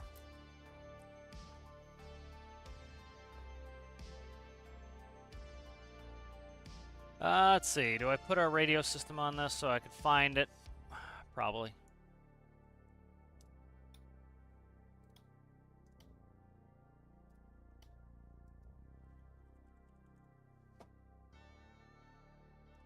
Alright, let's grab a radio transmitter and we'll stick this on here.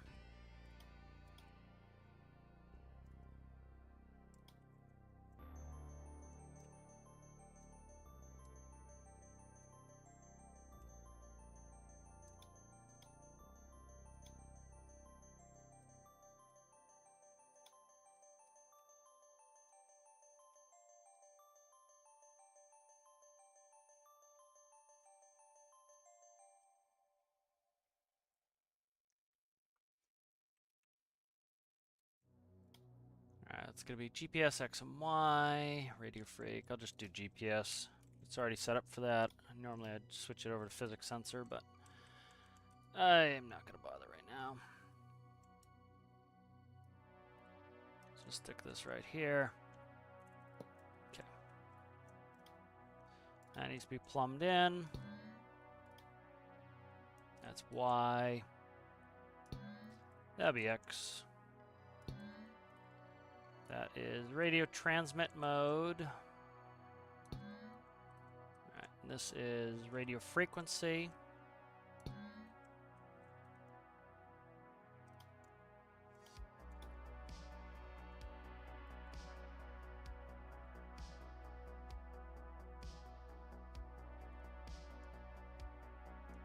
Okay, what the hell is this?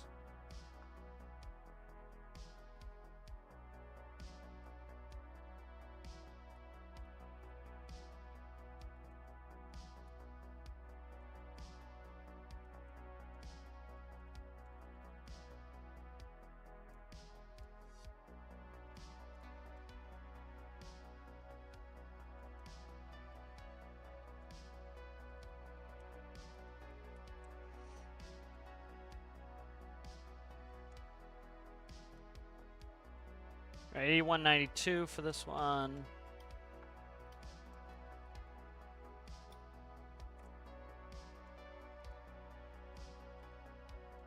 I don't know if I have a radio pickup on that tugboat, though. I'll see.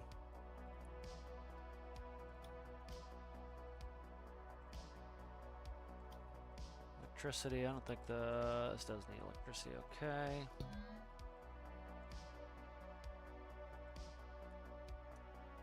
Alright, so that should transmit its radio frequency. So I can find it. So that'll transmit its XY coordinates so I can find this thing. So I'll just like leave it out at sea. I'll get it out in the deep ocean, just let it sit. Drag it back in. So that should work pretty well.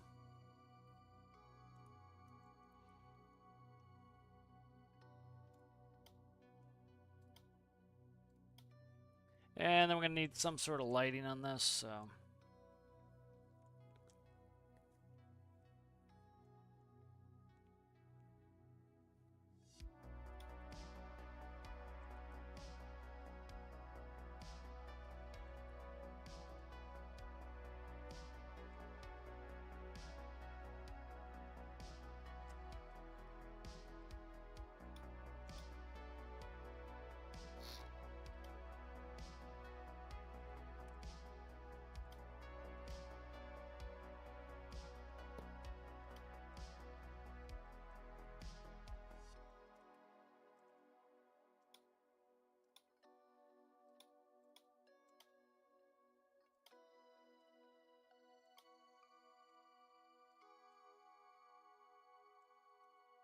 Okay.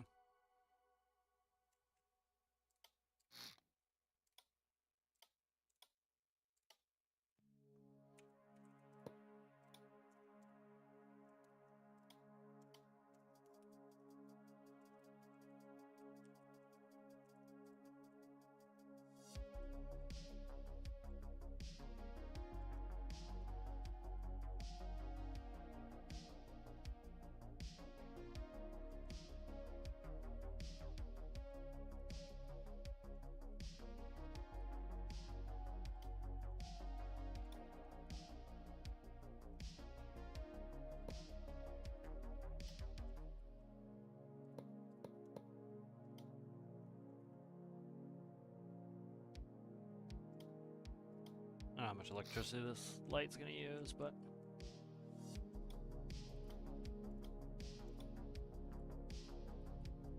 alright, so there's the anchor light, and there is the nav lights.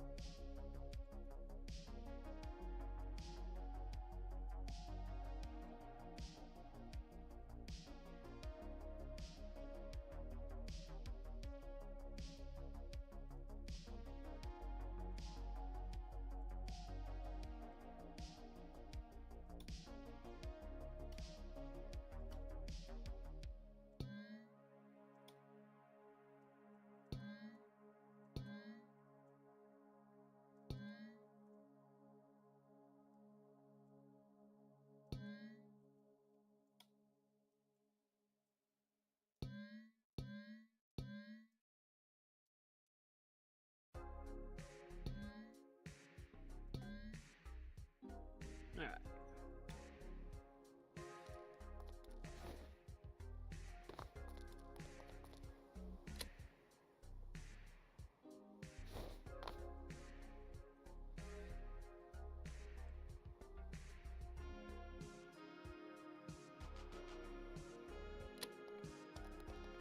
Let's see how fast the electrical burn is on this.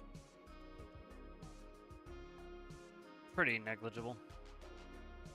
Okay, yep, it's not doing really anything, so that's good. That sets us up for leaving this out there. Nice.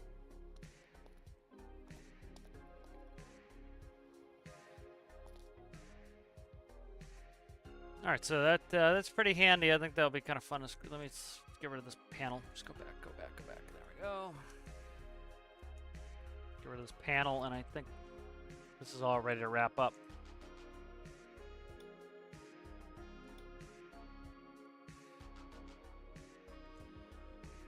It's kind of fun to make, and eventually be useful. I'm not too into doing too much of the space stuff at the moment, so. But this is kind of cool. This will be able to be just sit out there passively in the world and make some hydrogen and oxygen, and you know, just kind of be self-sustaining. Just sit out there. Let me see if I can find. Let's see. Here's a mooring. See what the logic is on this. This mooring's all set to go. This needs a big ship, so the way this was important to have the change for how what do you call it works. The sub bodies. This was important to get the sub body change to be able to do this, because I used to, like, when I couldn't get rid of parts. So for example, like, we're gonna take the Triton. Triton's pretty much the only thing I have that's big enough to haul that mooring. And let's grab, where's the water line here? Okay.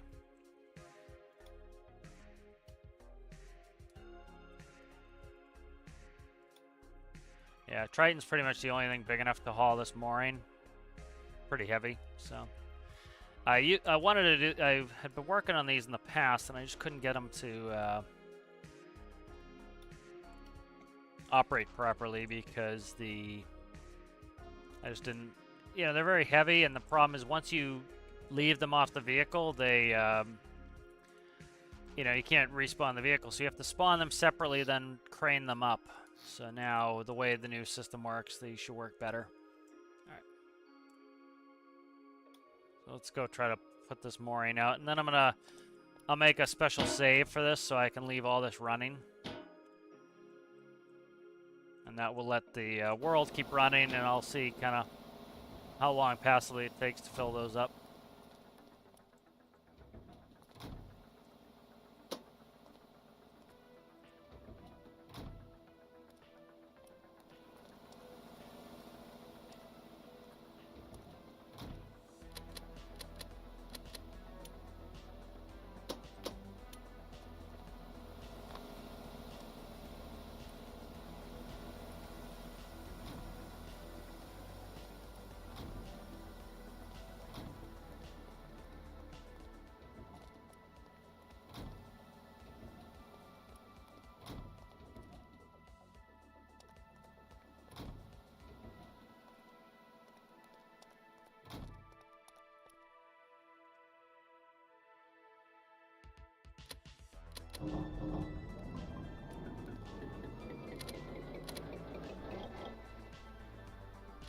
Alright, let's get underway.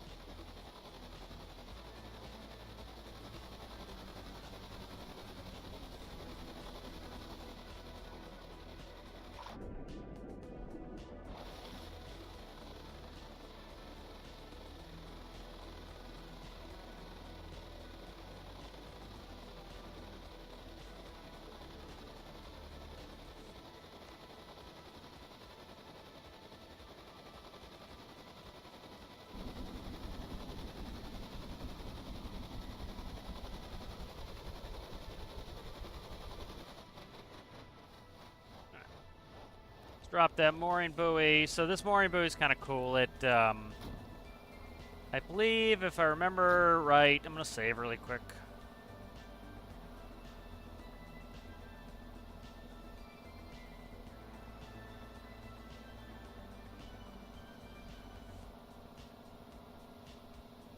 If I remember correctly, the mooring buoy will auto pay out line once it gets dumped in the water. So that is if I remember correctly. So we shall see if I remember correctly. All right. What do I need? I need the winch module. Okay. Come on, you. You go here, sir.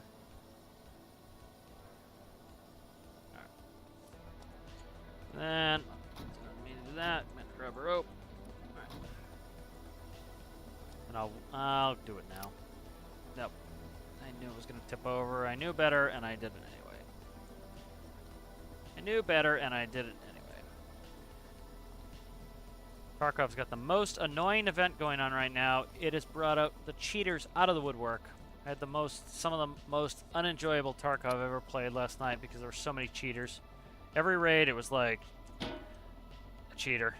It was absolutely insanity. It's kind of a cool event, but it brought out the cheaters like crazy, and so it was like a bunch of cheaters, and it just was no fun.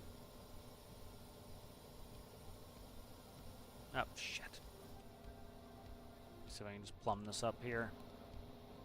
Tipped it over. You paint the bottom of it, too. It's unpainted in the bottom.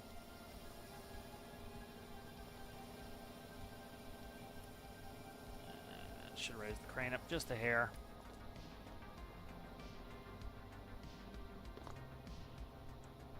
A patch in what? In Stormworks?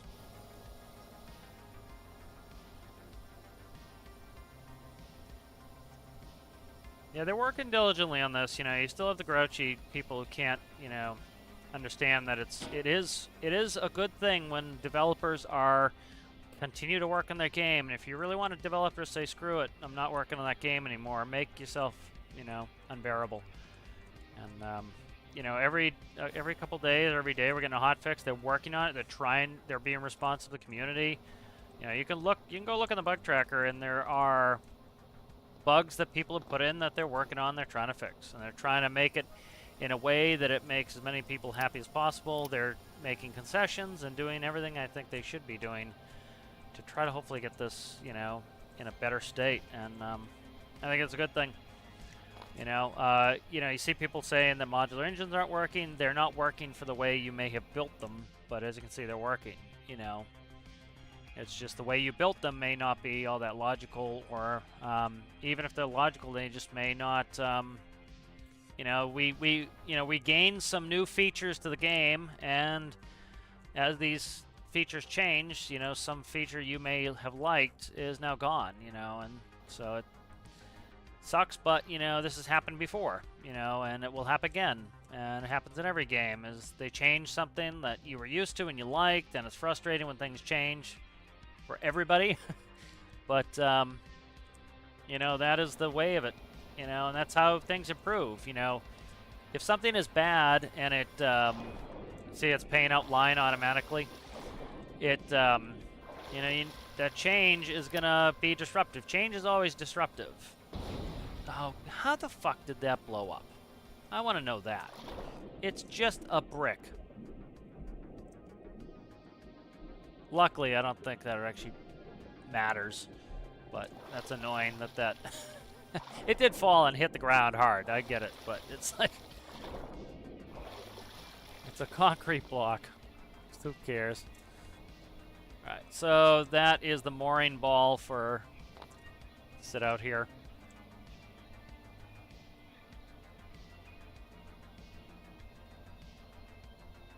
So that has a light. So here, if we go change game time, notice the light turns on automatically with game time. So it gets its light will turn on automatically with the game time.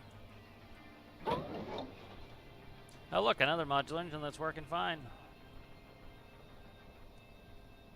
You know, and I think people need to just kind of have some patience with the game. It's fixing, and things will get better and better and better, and you know, these things happen every game, you know, to a certain extent. And the more complicated the game is, the longer these things are going to take. You know, there's a reason why certain games, like, you know, certain simplistic games, you know, they choose to not go as in-depth as people would like sometimes. It's because they're going to get flack no matter what. They're going to get flack if the game is, if they have too few features, and they're going to get flack if, you know, the features are complex, it's nice, gives you a lot of building opportunities, but people complain that it's too confusing. You know, so they're not going to make anybody, they're not going to ever make anybody happy, and I think that's one of their problems, is they try to trying to make everybody happy sometimes, and by trying to make everybody happy, you make nobody happy. It's like you have to have a vision, just keep putting it, and to a certain extent, kind of ignore some of that input and just keep going, you know?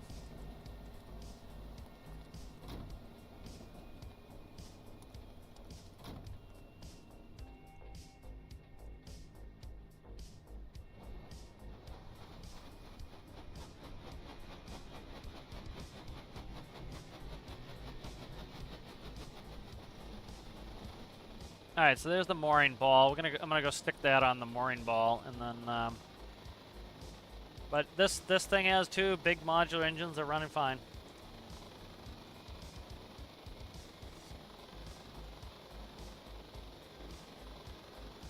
Yeah, I just need to figure a solution for the hatches. Is the biggest thing for me with the ship, but that's about it, you know. But it to get this up and running. I'm enjoying my little break from Stormworks. You know, I wish more people would take breaks from games when they get frustrated or get bored. You know, like I was getting frustrated with Tarkov, and the best thing last night that I could have done was just get off. You know, it was I was not enjoying it, and there'll be, you know, the event. I didn't like the event, and actually I liked the event. I did not like the cheaters that the event brought, and once the event is over, those cheaters are likely gonna fuck off, and then yeah, I can go back to enjoying the game. And it's kind of the same with this. Is like, you know, I have a pretty good tolerance for the bugs, and it doesn't really bother me. But you know, it's you know, the best thing to do is kind of take a break and come back. And I think the game is very playable now. You see that the main part of this game is building, and I've enjoyed building this vehicle now. I'm not having any real problems with anything. Other than my own issues that I'm causing, you know. So it's, yeah, I think the game's in a pretty reasonable state at present. You know, if you're a Steamophile and you love everything Steam, and that's your primary gameplay, yes, you know, your game was pretty much broken to the point where you couldn't play it. You know, and that does suck. But you know, when did it come out? The 12th. So we're talking, you know, about half a month, and you know, the game's back. I haven't played with Steam much, but it sounds like Steam, for the most part, is working. Furnaces are still pretty deadly. I think people are saying from standing too close to them, but you know, my whole hypothesis was, you know, after about a month, the game should be really ironed out and in good shape. And people need to really understand the depth at which they change this game. The major update, it's, you know, I think they did themselves a disservice by just calling the pressure update a major update. I think they should have called it, you know, a system overhaul or something like that, because that is the extent of what they did. They completely redid how all liquids and gases worked in-game. And that was a huge change, and they did warn us many times that it was going to be a huge change. And with a huge change, a lot of the things, the workarounds, the glitches, just the general engineering that you do in your builds is gonna change, and change means that some things aren't gonna work. And they did warn us about that, and they did ask us about that. And, you know, so I fully expected that, you know, it could be a month or so for things to get ironed out, and for mechanics that the community may not like to get rejected, and for mechanics the community does like to get focused on, you know. And you're gonna, you know, you have a lot of people who build stuff in weird, strange ways, and the devs can't imagine all those. I see like how some people build some of their stuff, and it doesn't make any sense to me. And I bet some of the ways I build some of my stuff. What the fuck is going on here? Oh, I'm up against the dock. Doesn't make any sense to other people, you know. And so it, you know, it takes a little bit of time for the devs to figure out, well, you know, why was this person doing this? How can we make that still work? Okay, we can't. That's just, you know, a very small, narrow use case. You had a lot of people who use glitches, and some of those glitches may not work. You know, you had a lot of people, I think some of those modular engine problems people are having, they were using pumps, and the pumps fundamentally changed. I use impellers, and so one thing that, you know, could be a cause of some of the stuff why they can't get their modular engines to start is if you use an impeller, the impeller rope. If you use the impeller, it leaks air through. So when you go to start your engine and you are supercharging with an impeller, the air can still get through. so your engine doesn't choke right off the bat. You're actually able to get some air. If you're using a pump, the pump is like a closed valve. You get nothing. And so because you're getting nothing, you know, that's just not going to work. And so some people were using the pumps, which again is a closed valve. And so what their engine was essentially starting with the pressure that was in the pipes. And so if you don't have enough pressure in the pipes, well, guess what? You're not going to get any. You're not going to get any air into your engine, and it's not going to run. And if you're using impellers, the air can go through the impeller at ambient pressure, so it keeps the pressure in there. And guess what? Your engine will start. And then it all depends on, we're making our own engine controllers. So a lot of it depends on how did you make your engine controller. Are you accounting for air-fuel mixtures? You know, where are your clamps? Because if you're packing extra air in, well, maybe your ECU does not allow you to pack enough fuel in to maintain the correct air-fuel ratio. Could be the other way. Maybe now you're not able to pack so little amount of air in. So it all depends on how you do your ECUs. My stuff is all dynamic. It automatically changes, so that's why all my stuff works still. You know, I tested out my truck last night. Somebody was like, oh, modular engines aren't working again. I went and tested out. My stuff's all working. You know, you notice Triton's working. Triton's harbor generators came on. Triton's main engines came on. Turn the harbor gen on here. That won't come on until we need the electricity. But, you know, the main engines on this are running. So it could be those issues, which really, again, is not a game problem. It's just the way that those people made their vehicles, you know, is not going to work anymore. And it's really not a big, I don't think it's a huge deal. It sucks for them, it does. I'm certainly empathetic to that. But, you know, they potentially built their stuff in a way that's not really realistic or logical, and that may be why it's not working. Or it could just be, you know, a mechanic that once worked doesn't work, which we've had that many times.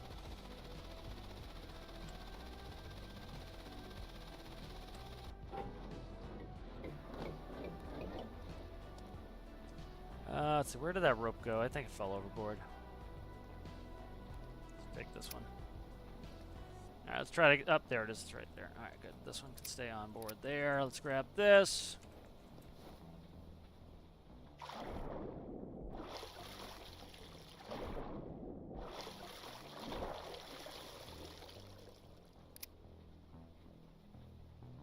Let me swim just a little bit, please. Thank you. There we go. All right, good. So that is now moored. So that does not... so mooring is just essentially a permanent anchor out in the world. It's a big, usually a big concrete or a steel spoon, and it either digs into the bottom or it's mass. And that... yeah, pretty much just you just hook off to it, so it's like a permanent anchor that stays out there.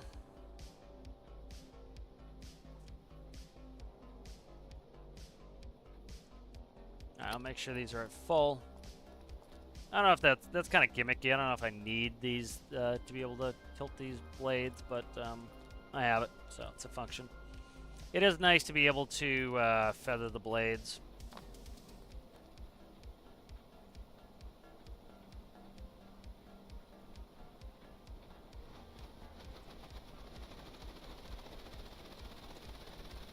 I see a lot of people speculating on what the next challenge would be. The next challenge is and has and always will be a ground challenge, so that's what the next one's going to be. I have a couple ideas, but again, you know, I'm not going to even bother with it until pretty much the state where, you know, people can build something. So, you know, I think we're pretty close to being there, but I want to make sure they don't make a big pressure change that then people have to throw away, you know, their hard work because it doesn't work anymore. So that is something that I'm trying to be receptive to and make sure that I don't start something. I know Big Man ended up having to cancel his challenge, and that's why I haven't started mine is, you know, if people are struggling to get certain things working, or you imagine they change something else and then your whole build is very discouraging. So I'd rather wait till they're like, yep, we're in a good shape here, and then you know, do the next challenge.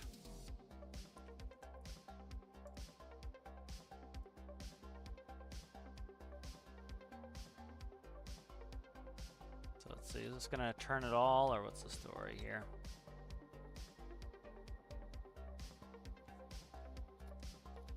So you notice how the barge itself is now starting to weather vane. That's how it should be. And then this weather vanes as well. So make sure.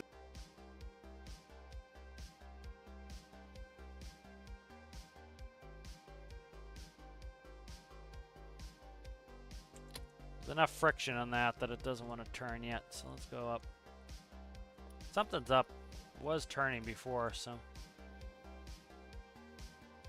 I don't know what's up with it. I have to deal with it. Something happened to my anchor light, too. What happened to my freaking anchor light, man? Did I not save it after that? I lost all my anchor lights and stuff. It's alright. I'm just mainly testing out the mooring block at the moment. The mooring block seems pretty stable. It's not moving.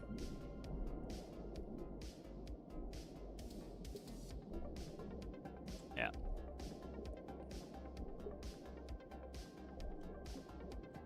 It looks pretty stationary. It might be, but yeah, it's moving a little bit. That's at 100% wind too, so. They will move IRL as well. After a hurricane, yeah, everybody's moorings were everywhere. Go out and drag all the moorings back to where they belong and salvage all the boats. Alright, so that's pretty good here for that as far as a project, I think. I think that's kind of a cool project. I need to see why this isn't moving with the wind now. Let's check that next. May have loaded up the wrong version or something. I don't know. I'm missing all the nav lights.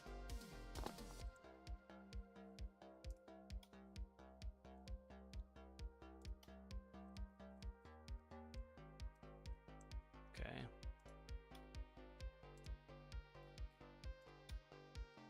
Alright, this is the most current version here.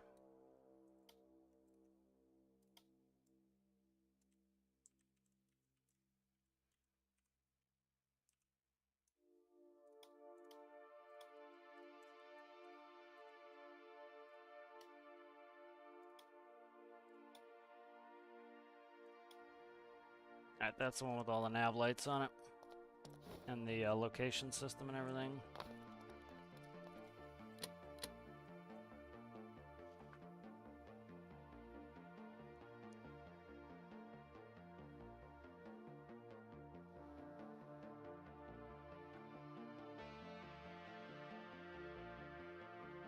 Alright, that's starting to turn now. I don't know what's up with the other one. Why it didn't want to turn. See if it's turning now. Let me grab my binoculars. See that one? Nope, that one's still hard stuck. So that one might still have the really high pressure on the suspension. This one's down to 1%, so this one can turn now. All right, so that's fine. This version's working fine. All right, good. So let's see. What do I want to work on?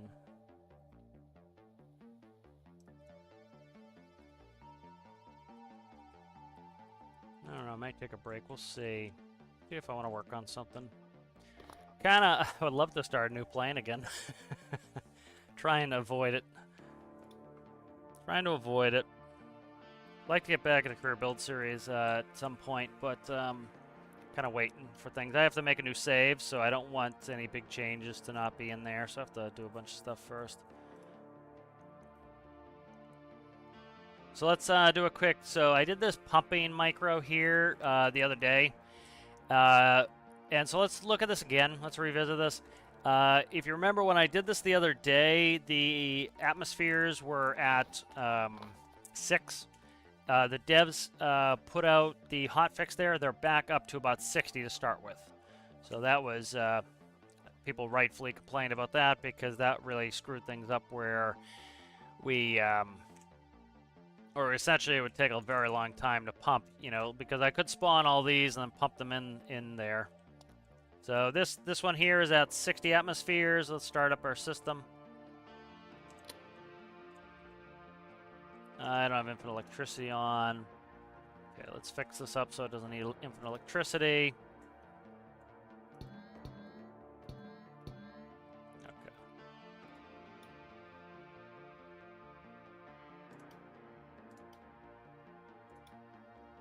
Alright, so this would be a diesel pump for pumping the system here. So I want 100 atmospheres.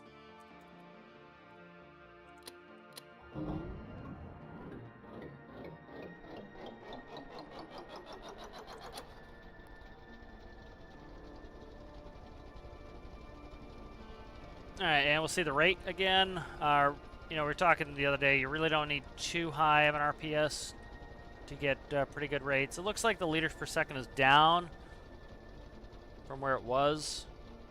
But part of that is we're fighting against 60 PSI. So we might have to increase this now because we're fighting 60 PSI now. So that's probably why this is pushing so few liters. Is we're fighting against the 60 PSI, but this should be almost canceling out, so I don't get that. Let's see, I'm gonna check my air and my mix here. So currently that's a throttle of 2, that's a throttle of 0.5. Why is that one so high and this one so low?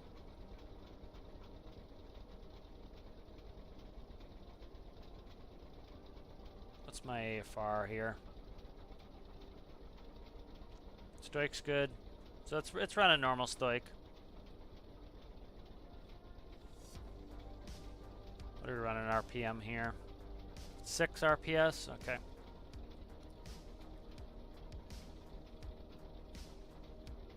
So that's very low in the liters per second there, so you need to work on this to get this going faster. So we start by just doing this.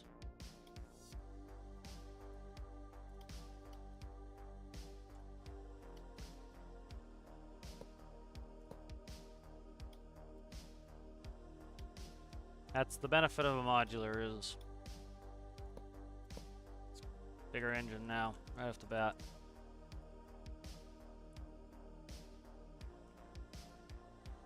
Alright, so what do we had? 10 cylinder now.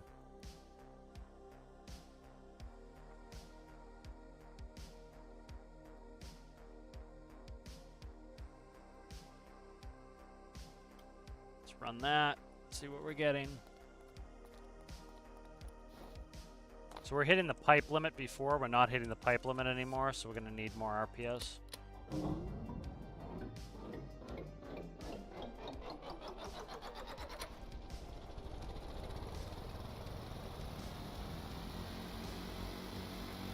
we go.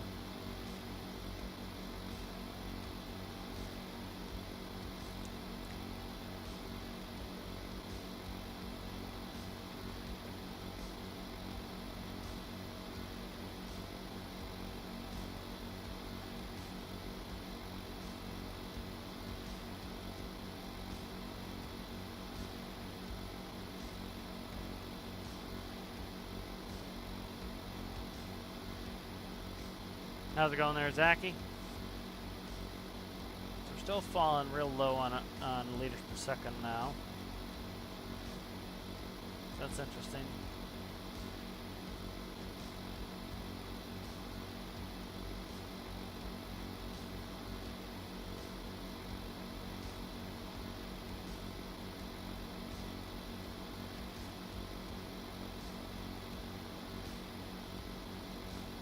Didn't change up the max, did they? Do a quick test here of something else.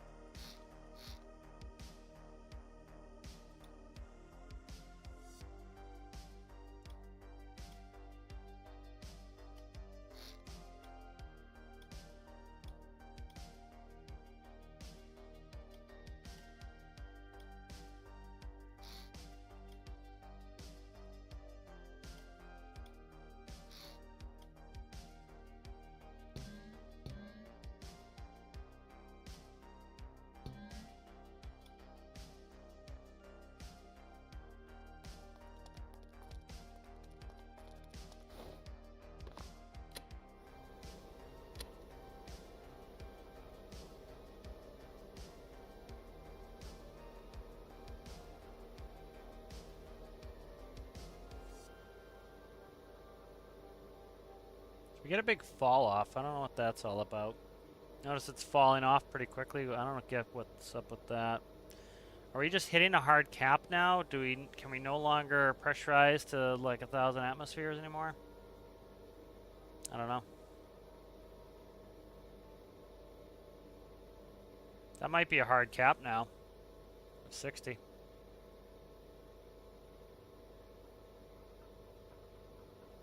That could be it, as we're hitting the cap on pressurization now. Let's see if what it does. So that would not be great.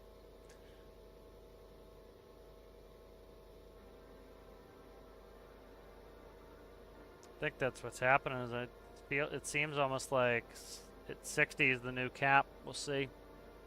We're getting up there around. We'll see if it lets me go past 60. Because we're getting up close to where it would stop, if that's the case. That looks to be what's going on here. It looks like they put a new cap on there of 60. So I'm not a huge fan of that. But notice, see, it caps out at 60, so I'm not a fan of that. But, I don't know. It's a balance issue.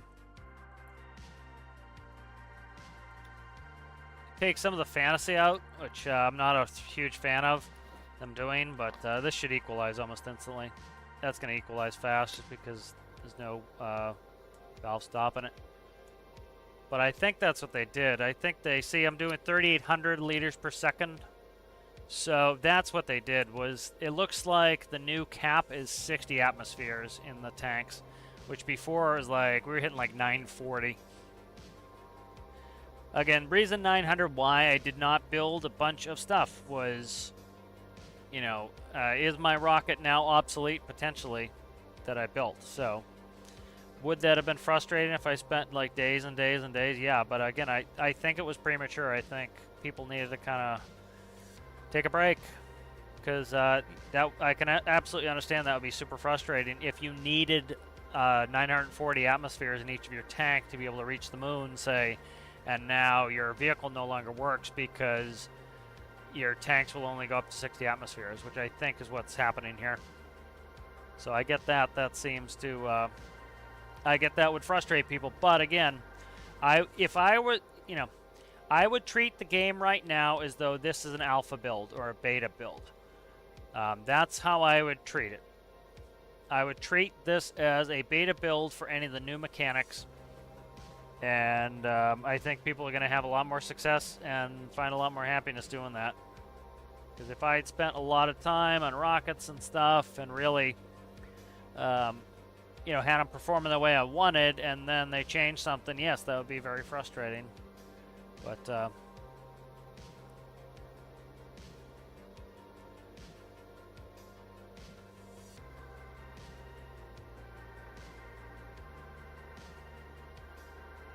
yeah, so that's what it looks like to me. It looks like the new cap is 60 atmospheres in the tanks.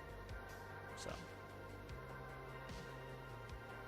all right. So that looks like the benefit is this: is we can spawn them now at about 60 atmospheres. That's the benefit. The drawback is we can't put in, you know, 10 times how much air should be in there, which is essentially what they're saying. Is like right now, you know, if we look at the actual contents that is in this tank, we have 44,000 liters of oxygen in this tank. We have 16,000. No, we have 166,000 liters of nitrogen here. We have, yeah, and we have 84 liters of CO2. So, like, here, let's see, how much does a liter of nitrogen gas weigh? How much does a liter of nitrogen gas weigh? Okay. Let's see. Let's see, liter. So 1.23 liters weighs 1 kilogram. So let's think of this for a minute. I understand people are going to be pissed off about this. I get that. I think what the devs did was they went in a more of a direction of realism. looking at these numbers, if we were to take the nitrogen value, it's 166,500, 166,500. That is, and then we divide it by 1.23. Let's see, divided by 1.2349. That is 134,828 pounds, or oh no, kilograms. That's 138,800 kilograms of nitrogen in this tank, in this one tank. This one tank here, that is 134,000, we'll say 135,000 kilograms of nitrogen. Shit, I didn't mean to do that. Let's go back in.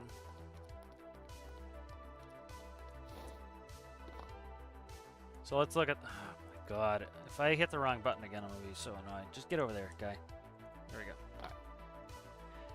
All right. So this one has, let's see, we'll say 43,000, we'll say 44,000 liters of oxygen.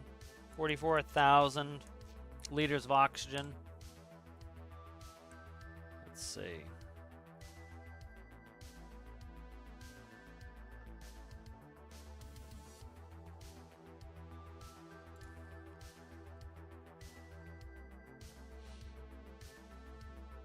Just check the, all right.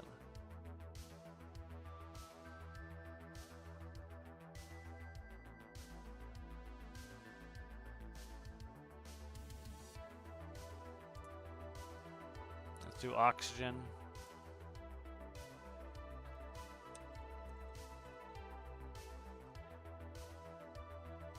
All right, 1 liter of oxygen is 1.43 grams.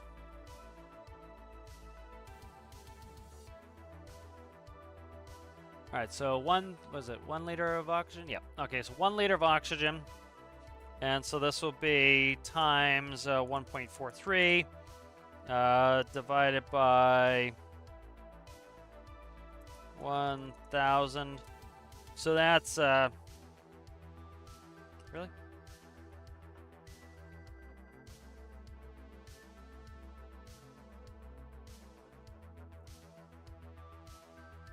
Is it really that light?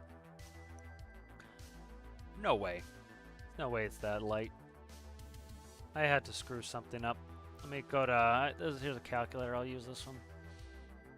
Alright, let's see, we'll go from liters, so 44,000 liters of oxygen is going to weigh what?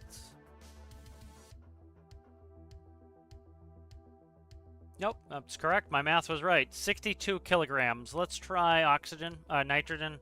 I might have had the other one, because that sounds excessive, what I did. Alright, here is lime nitrogen, liquid nitrogen. No, I don't want liquid nitrogen. I want nitrogen gas. So let's see, what do we have? 134,000 liters of liquid nitrogen. Okay, yeah, I was completely wrong. Yeah, you know what it was? They were doing, that was a pressurized weight. So they were giving me the pre-pressurized weight, and I screwed it up by thinking it was non-pressurized weight. So that's not too bad. That's 62 kilograms for the oxygen. That is going to be 167 kilograms for the nitrogen. So we're talking 229 kilograms. Yeah, so that's not too bad. All right, so that's 229 kilograms. I didn't even bother with the CO2. That's pretty negligible. So there is, so this tank would have about 230 kilograms of gas, just gas weight in there. So yeah, I could see them up in that. That's something they should probably up. I think 60 is too low. Like at least go to 120 maybe. Yeah. Because that was something, like, people were making the mistake of not understanding how compressed gases work before the update. They're like, oh, if I put more air in my ship, it should float higher. No, it should float lower. And here, I'll bring up the table here, or the diagram, the calculator, whatever you call it. So, like, here's nitrogen, right? So, nitrogen's the main component of air, nitrogen gas. So, nitrogen gas, okay? So you have 134 liters of nitrogen in there. It's going to weigh 167 kilograms. All right, now let's say you have 10 times that. You have 10 times the weight. And so you are going to sink lower. Vacuum, we talked about this before. Vacuum is going to allow you to float the most. Hydrogen is the lightest gas, of course. But if you put vacuum in a balloon, it would float higher. The problem is you can't build a balloon that would not collapse in on itself. And what you need is the displacement. The displacement's what's actually pushing you up in the column of either air or water. It's the displacement that's pushing you up. And so if you fill it with nothing, it's going to crush the balloon, and now it's going to displace very little. It's going to be just pretty much the edge of the balloon is going to be trying to float, and it's not going to float. That's why you put hydrogen in there. The hydrogen is, as the air pushes on the hydrogen can only compress so much, and it protects the balloon that it's in. It keeps the balloon from flattening, and because of that, it allows it to stay, blown up essentially, and it allows it to float. Like, let's see, I'm gonna find some pics of some stuff here. So let's do like helium balloon at sea level. So like here is, like, if you look at balloons as they get higher and higher, so like I'm trying to see, there's a couple there NASA pictures. I'm trying to see if they have both of them, but I doubt it. So like when you get up at higher atmospheres, it's going to collapse more. It's gonna inflate because it has less pressure on the outside. I'm saying it backwards. You get more expansion here, and then as you get on launch, you're gonna have more air pressure working on it. So the balloon starts to expand as the air pressure decreases. So the hydrogen in the balloon, or the helium in the balloon, is protecting it from getting crushed. And that allows, so the air is coming around it, and the air is actually pushing it up. It's like you trying to squeeze a wet marble between your fingers.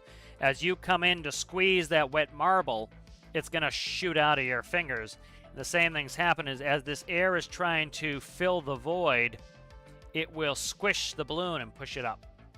And that's what's going to push your balloon up. That's why a hydrogen balloon floats. If you had a vacuum in here, and let's say you had some magic material that was ultra light, but it was also ultra strong, that's when they start talking about like carbon nanotubes and doing stuff with that. You could then, it's the same thing, as the air wants to get into where the vacuum is, and it's going to squish that marble and shoot it up even more than hydrogen, because, let's go back to here, let's find hydrogen gas.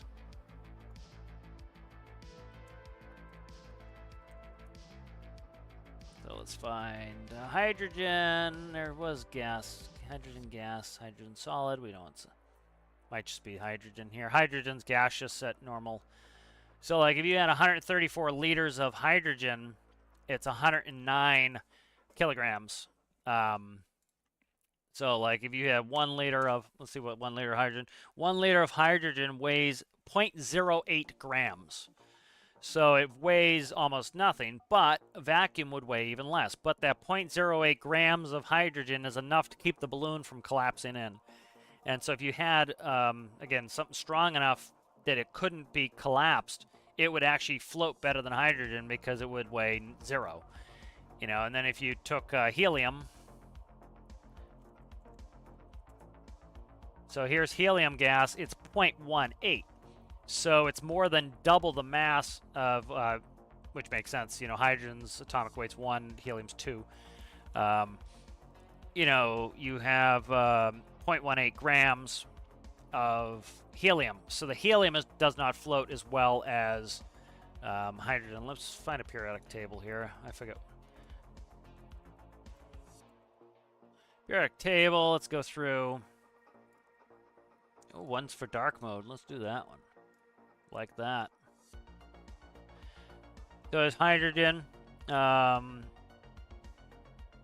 we at here? Helium's over here. We could go to lithium next.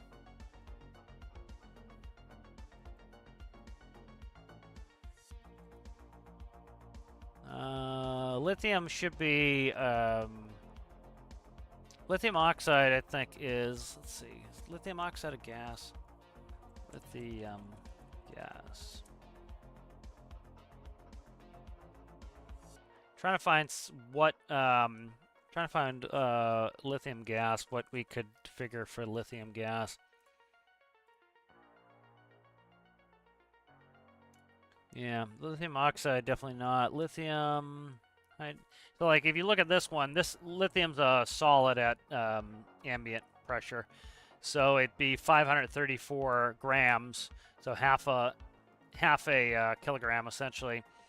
So I was trying to find lithium gas. Let's move down the periodic table, find another gas to play with here. Beryllium is solid, I believe. Carbon is solid. Carbon's certainly solid. So we start to get into nitrogen as the next at you know, at gas at normal atmospheres. We could find some probably exotic lithium, gaseous lithium. I don't know off the top of my head, or gaseous beryllium. Let's see if I can find gaseous beryllium.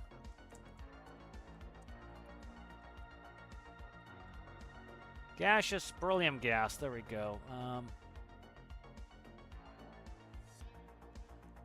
Let's see.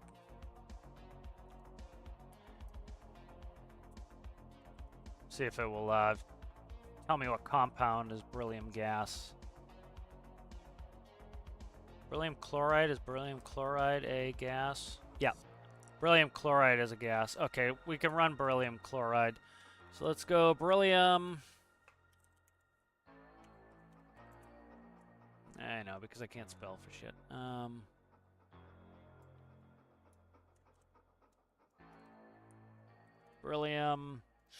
Beryllium chloride is a gas. So it's wow, that's heavy. 1 liter of beryllium chloride. Probably the chloride's adding a ton of weight on it. What's chlorines? Atomic mass. Chlorines up here at 17. That's why it's so heavy. It's beryllium. It's beryllium with 2 chlorines on it. So you're taking the atomic mass of chlorine and taking the atomic mass of chlorine, and you're putting 2 of these plus 1 beryllium. So that is way the hell over here on mass. So nitrogen is probably, let's see what CO2 is. CO2 is heavier than oxygen and nitrogen. So let's see. Carbon dioxide, that's because it's 2 oxygens. So it's 2 oxygens plus the carbon on top. So carbon's 12 off the top of my head. Carbon's 12, and you have 30 more mass of oxygen. So you're talking 42. Atomic mass of 42. So 1 liter, that's 1.84. 1.84 divided by 42 is 0.04.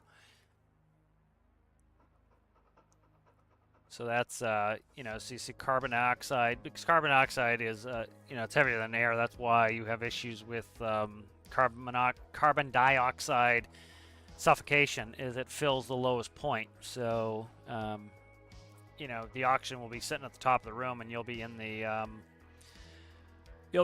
what do you call it, in the carbon dioxide field, and you'll die. Carbon monoxide should be lighter. So 1.84, carbon monoxide 1.23. Makes sense, right? We lost an oxygen. So you lose an oxygen, you're losing mass. This is why, you know, I kept saying to people like, oh, we'll just, you know, pump more air in your tanks and the boat will float higher. It will do the exact opposite. You know, you pump more oxygen and or nitrogen. Nitrogen is, you know, you're pumping more nitrogen in, it's just gonna weigh more and more. Okay, we have 1 liter of nitrogen in our ship. 1.25 grams. We have 10. We have now 12 grams of nitrogen in our ship. 10 million liters in our ship, and we weigh, you know, we have, we'll drop that off, so we have 12,510 kilograms of nitrogen. So it's just going to make your ship heavier. And the displacement is what's keeping the ship aloft in the water. Aloft isn't the right word, but floating, buoyant. And so all you're doing is you're adding more ballast. And so that's why, like, when the people are saying, "Oh, just pump more air in," no, that's you want to get it. You want to get the air out. If you can vacuum the air out, you're cutting that out. So now you say, okay, we have 0 liters of anything in there. Well, it weighs 0, and so you have full displacement, but none of the issues with that. Let me read some chat here.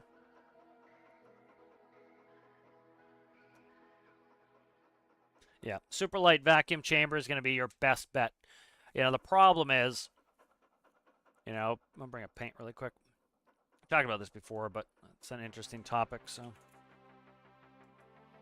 a lot of this, again, as when they make pressure changes, if you don't understand the fundamentals of chemistry and pressure, you're going to miss a lot of these things. And that's why you'll get people who, I went over a little while that whole statement of, like, pumping more air in will make my ship float higher, and it won't.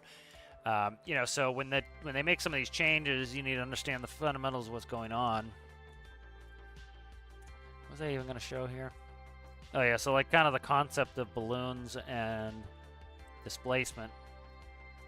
So the same thing with air and with water is essentially, you have all these little arrows, and it's the air trying to go in. So what we'll do here is, let's see, that should work, and then we'll grab. So like you talk about air, it's mostly nitrogen, and then let's go.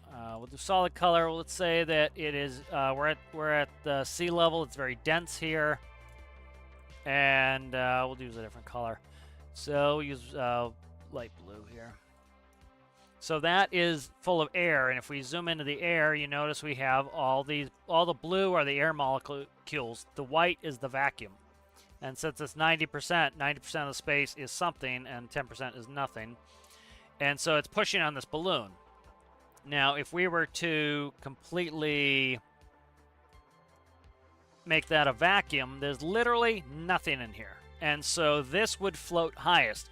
All of this air is trying to get in here. And it's like squeezing a wet marble. Like I was saying, you're pushing on the sides of this marble, and what's going to happen? It's going to push it up to the area of low density. So down here is higher density, here's lower density. All of this is trying to get to the middle. Well, what's that cause? The balloon to go up. So that's a vacuum balloon.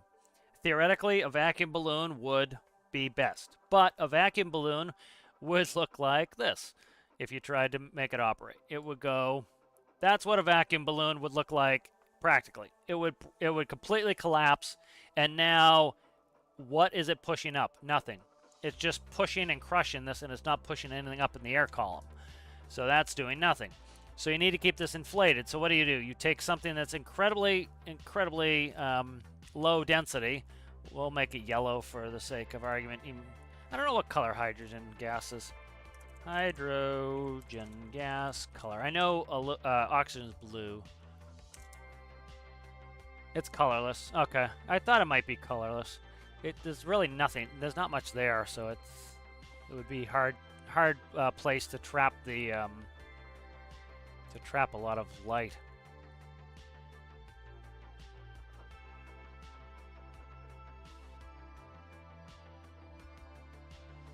Yeah, so it's colorless. So we'll just do white. So then you say, okay, well, we're going to do hydrogen inside. So hydrogen, we're going to go as low as I can go here, 5% fill rate. So that is the hydrogen. Why is the gradient? Why is that showing so much in the gradient? Oh, background color is yellow. That's why. Okay. Let's go. Okay, it's gonna give me a background color. I have to pick a color, or else it's gonna be screwed up. So.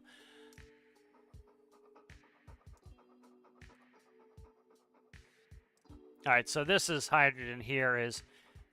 You notice most of it's blank, most of it's white, most of it's vacuum, and then we have a couple little dots of hydrogen molecules in there.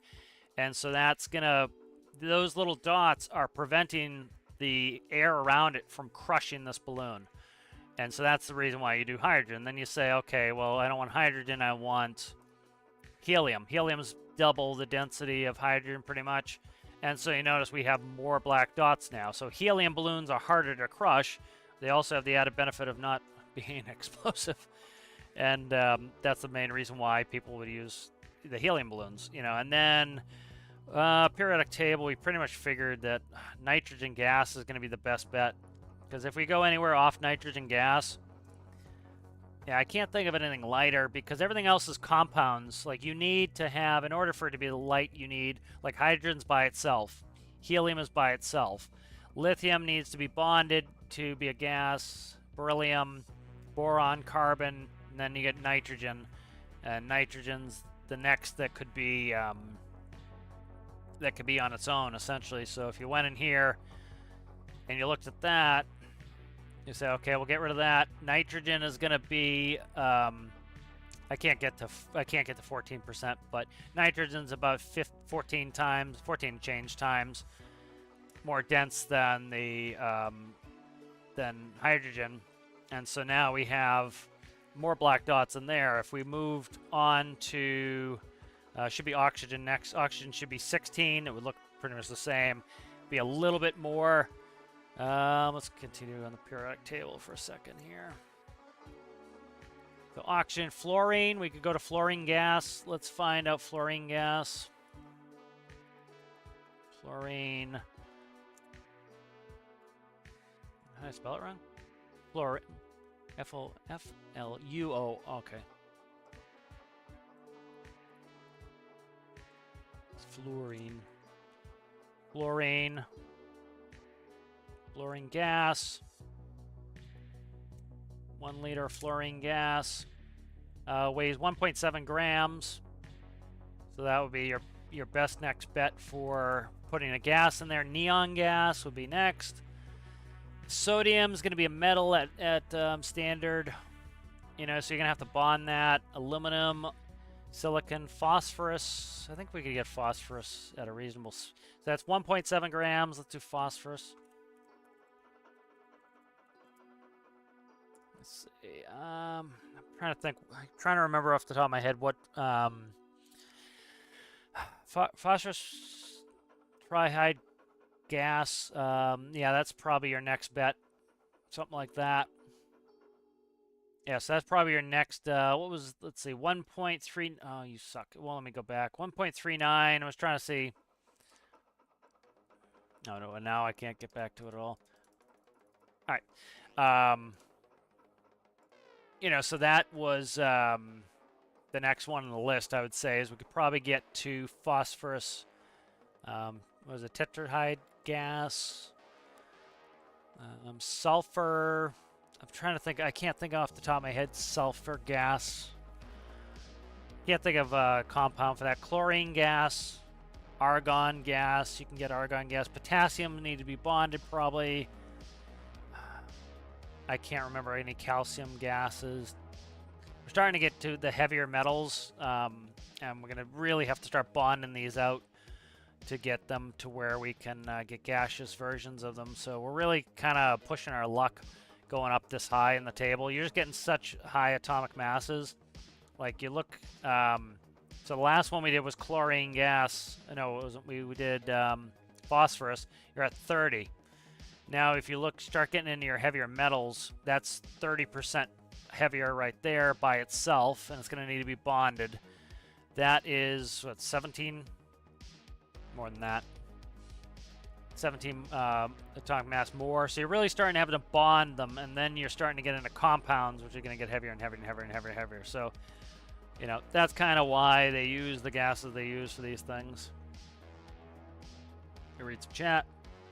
Yeah, but super light vacuum would be your best, but it's just, you know, I don't think anyone can figure it out, because, like, theoretically you could, but, you know, you get back to get rid of the periodic table lighted. So you would need a very, very, very, very, very light, like, metallic hydrogen would be your best thing. If you could ever get a metallic hydrogen, would be your best bet. It's unlikely. So they're using carbon nanotubes are, like, their best idea so far, and you're talking carbon has an atomic mass of 12, so no matter, you know, every molecule of carbon you have to put in there has an atomic mass that's 12 times what the hydrogen would weigh, so you're really kind of struggling to get that in there. and to get the mass down. That's your main problem with that.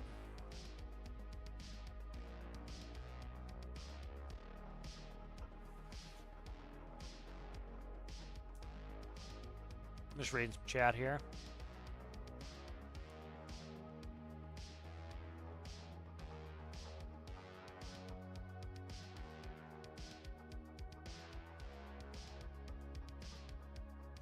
Yeah, so that's you know, some of the whole thought process and that. So it looks like that's what they did. It looks like they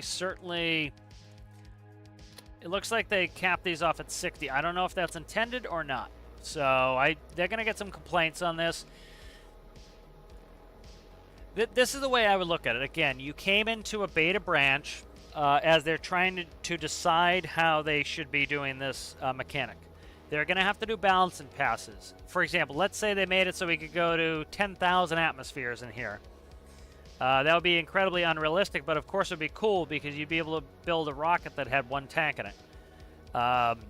It's super unrealistic, and they have to determine the balance. Do we want this hyper-realistic? Do we want to have it hyper-cartoony, or do we want it somewhere in the middle? And I think they're eventually going to figure out in the middle. You know, and so I think a lot of people's rockets are just not going to work when they cap it out at 60 that they built before. Are you going to be able to make rockets that can work with 60s? Yes. I think they also said they decreased the fuel burn, if I'm not mistaken, which, you know, if you that would account for it as well. But you're going to have mass problems. Like, here, let's do this really quickly. Again, you know, so we did that basic chemistry for a reason. Was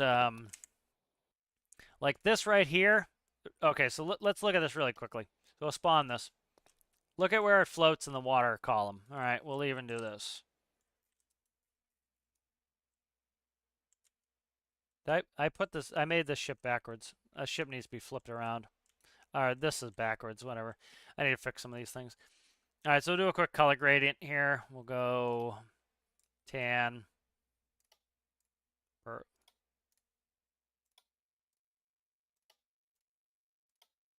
All right, so that's the color gradient. I'm going to spawn it in the water. I'm going to check it. Where is it sitting? When it will settle out in a second here.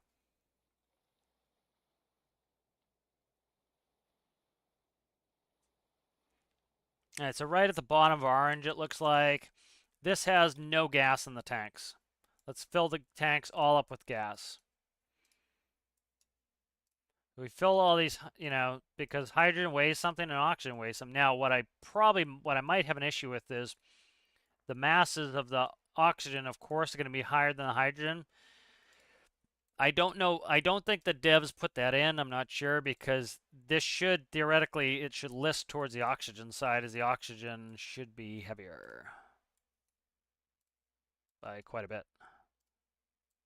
But they might have accounted for it where you just can't fill them as much, but I don't know. We'll see. So now those are filled.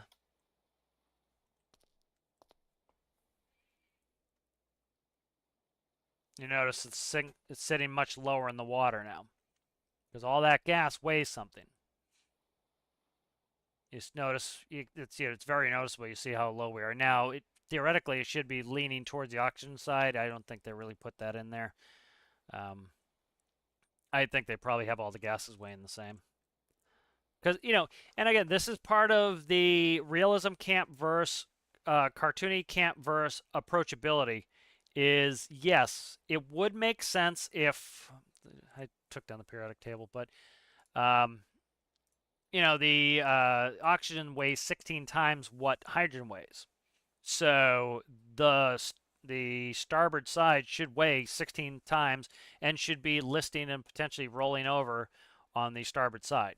And so the way you could fix this is easy. You put it would go hydrogen, oxygen, hydrogen, oxygen, hydrogen, oxygen, hydrogen, oxygen, hydrogen, oxygen on either side, and then that would even it out, and it would be fine. So I might do that just for my own peace of mind. But you know, what do you think people's commentary would be if the devs made the gases weigh what they should? Now, I think they should make the gases weigh what they should. I would love that, but you're going to get a lot of people who are super confused. They're like, my rocket keeps turning to the left. It makes no sense.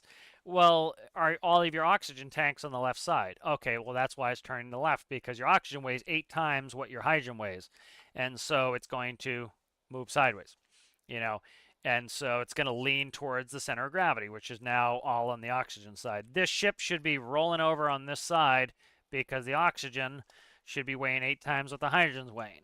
And so these are the kind of things that, again, I can imagine the devs having a discussion about this being like, do we put this in and get yelled at by people who don't understand the chemistry and the atomic weights? And do we make it super hard for people, or do we make all the gases weigh the same? And that way you can put them wherever you want and you can build whatever you want. And I think that's probably why they do that is, it makes it so that it's approachable. It's still a challenging game. Do we make it more challenging to add actual atomic mass to these gases? Let me see, I'm reading chat. In a couple of months, I'll ask you about trains, Rasmus. Mine are a bit weird on the microcontroller.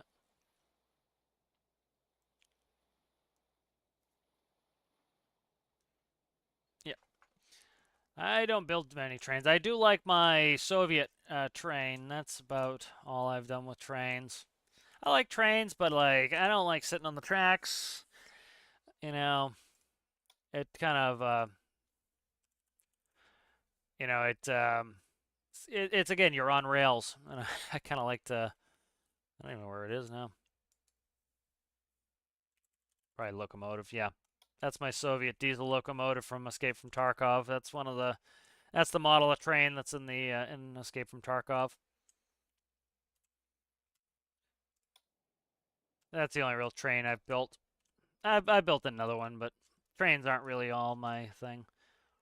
So, this is kind of the balancing thing that they have to do as developers that they're gonna get flack from people who want ultra realism, that the gases don't weigh enough, and that we can't, the ultra realism people would give them crap if you could fill the tanks to too high of a pressure.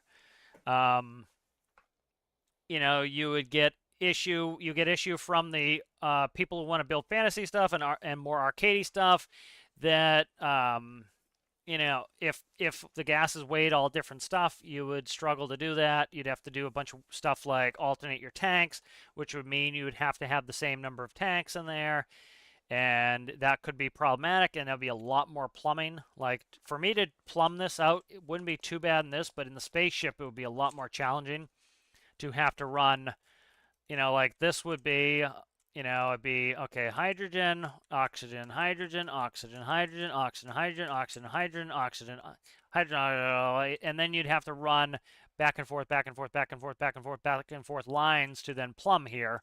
Or they make the gases weigh the same, which it appears they did, and I can run a hydrogen side and an oxygen side. And it makes the plumbing that much easier. So I get why, oh, thank you, Erasmus. I get why they do these sorts of things, And then, okay, look at my ship. All my tanks are full at 60 atmospheres, okay, my barge. And you see how low it's floating, okay? It's floating realistically like a barge would, okay? Now imagine we fill those tanks up to... Now imagine we fill all these tanks up to 1,000 atmospheres, right? So now we put all these tanks in here and we have 1,000 atmospheres. Well, all it's doing is those, like, pretend these tanks aren't here, but we could fill those tanks underneath even higher in atmospheres. It would be like going like this. We'd be adding a ton of weight. Now, it'd all be very low weight, but it would be like adding a ton more weight. And then we'll see what happens when this spawns in. This would be what happens if they made those unrealistically have unrealistic capacities. And what do you think the complaint from some of the player base would be? Oh my god, the buoyancy sucks in game. No, the buoyancy doesn't suck in game. You try to put 800,000 kilograms of gas in a small barge. Of course it sank. But that means that somebody has to understand, one, compression of gases. They have to understand, the atomic weights. They have to understand all these things. This is, I think, why the devs, like, they simplify it for a reason. And they reduce the capacity for a reason. Right there, that is triple. Yeah, that's triple. What do we? 1, 2, 3, 4, 5, 6, 7, 8, 9. Yeah, 10. So this is now triple the number of tanks that we had in the original barge. And so if they put this up to 180 atmospheres, we could fill these tanks at. This is what would happen to the barge. Your barge would be underwater. And so I think this is why the devs. So I just bring this up to before, like I'm a little bit critical of it only being 60 atmospheres, but it makes sense. And so it isn't the devs being stupid. It's the devs, it isn't the devs not understanding the game. I think sometimes you need to take a second and try to understand why things might be this way. And this would be my hypothesis of why they reduced it to 60 atmospheres. At 1,000 atmospheres, which is what 940 atmospheres where we were. So let's say 940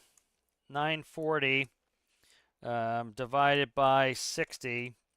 So that would be 15 tanks. So each tank would weigh as much as 15 tanks weighed. Actually, it would weigh 15 tanks would weigh more because of the actual tank mass. But you know what I say? The what's in there would weigh 15 times. So you would, my barge would be underwater with one tank on either side. One tank on either side, my barge would be underwater.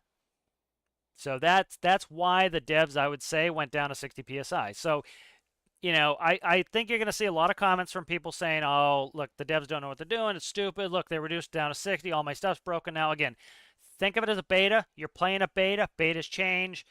And remember, they talked about this. They talked about this is why experimental branch went away, was because people were treating experimental branch as though it was the finished game. I think we need to consider that the game we're playing now is an experimental branch for probably the rest of the month. Think of it that way.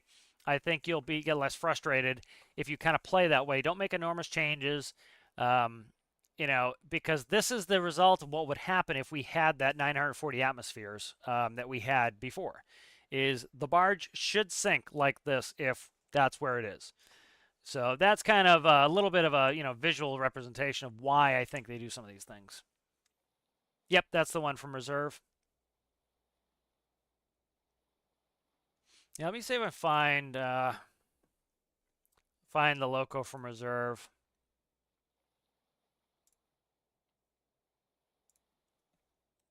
Reserve is my favorite map, and I've been on that train many a time. I was going to build the armored version, but I lost interest in trains.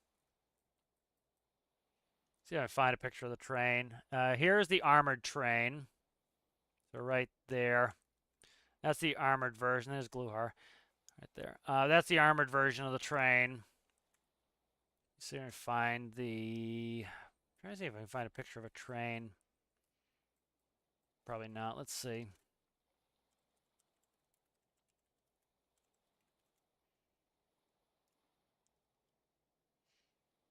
They're going to show a lot of pictures of the armored train. I want the other train.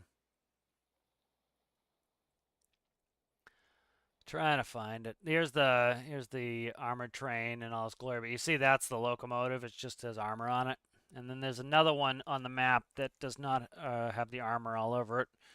Trying to see if I can find the picture of the old Johnny. It's sitting by K's. I can't find a picture of it. But yeah, that's what that train, that model. I looked up, started looking around for train models.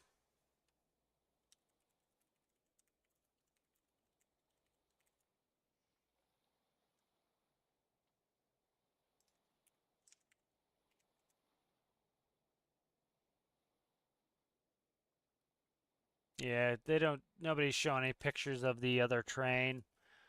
It's over here, so that's between the knights. Right here. Here we go. This picture might have it. That's the helicopter. Let's see, where's the train? This is that's where it goes. Make it hard to find a picture of this sucker.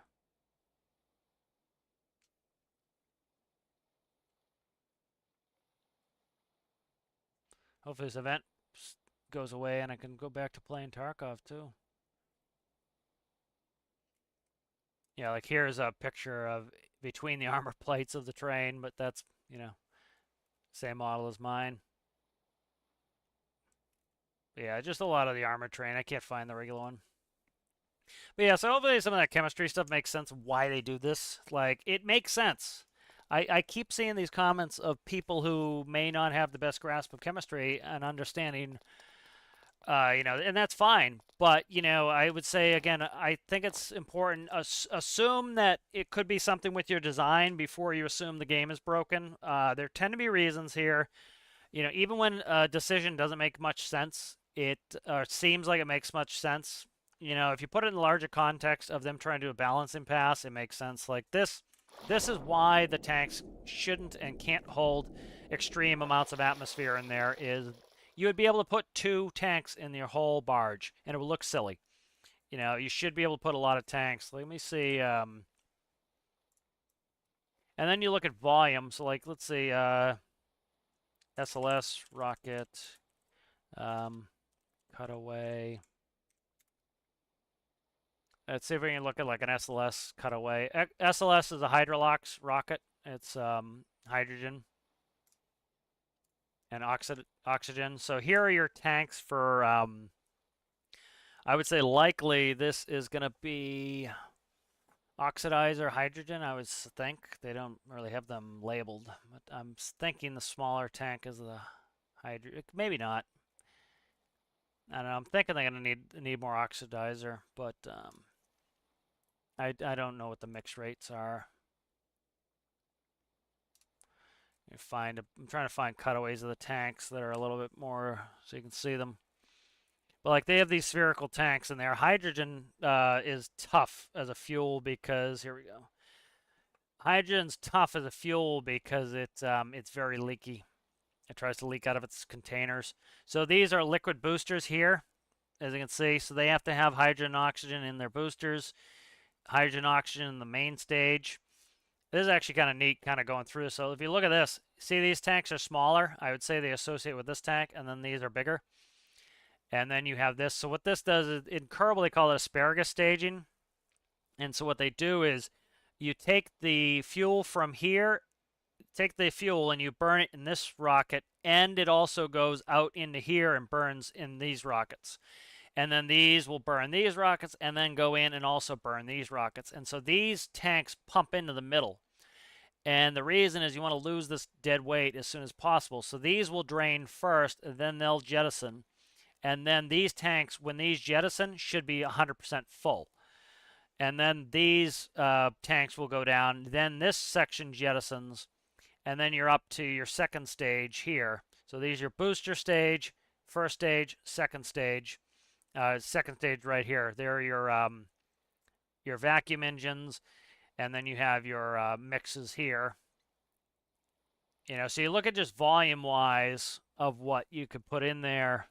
So that's probably why the devs kind of made some of those decisions of redoing tank weights. And they talked about when they were kind of complaining about experimental and people's, essentially they got pissed off when their builds stopped working in experimental.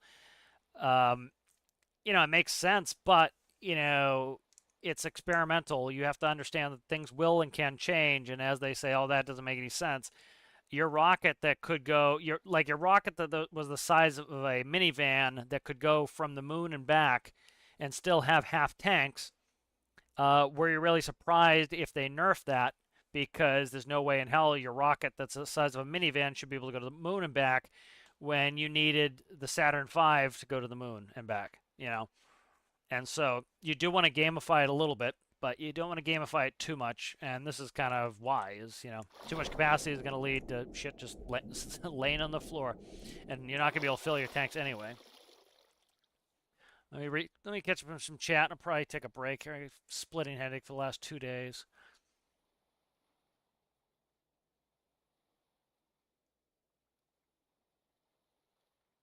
SJF class steam train. It could be. Let me look. SJF class. This one was a diesel one, the one I had. What model is the train from Tarkov?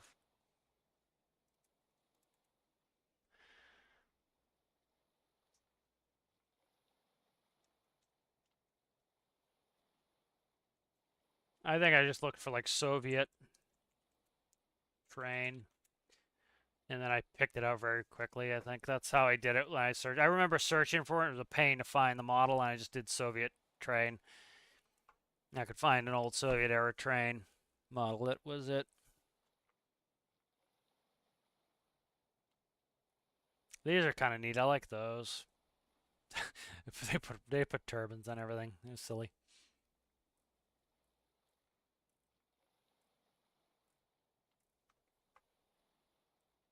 That's it there. CHM3. Let's see. CHME3. That's the one. I like the color scheme too. There's a good model of it there. Yeah, that's kind of what I based mine off of, was this. I think it's a really neat train. It's just, it works well in game because you have a little bit of features here and a little bit of cool bump outs and stuff, and like you see these be in the game railings, and you can like, it's very doable in game. Like some stuff you're like, oh my god, how am I ever going to get all those angles, or what parts am I going to use for that? This is very doable, I found. Let's check catching up on chat.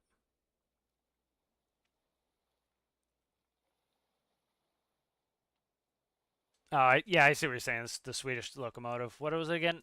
Let me see if I can. Nope, I'm interested in looking at SJ.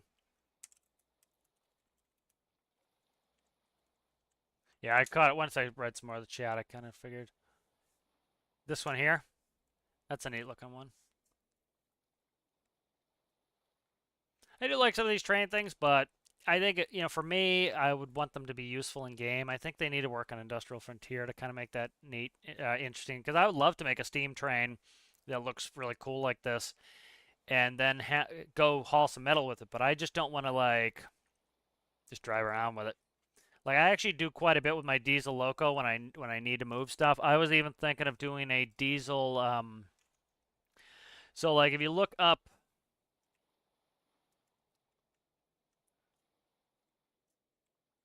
Oh, come on, what's going on here?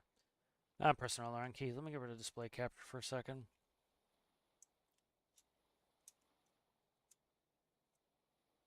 So let's say we go over to O'Neill, which has a space base. So here's O'Neill space base. So the rail's right here. So one thought I had was to make a train that could go and so essentially take a train. The best and the easiest way to do it would be put the train up on the railway bridge, and then so the train would come up on the railway bridge, it would drop a snorkel over the side, and it would process water into hydrogen and oxygen, and then you would come over and you would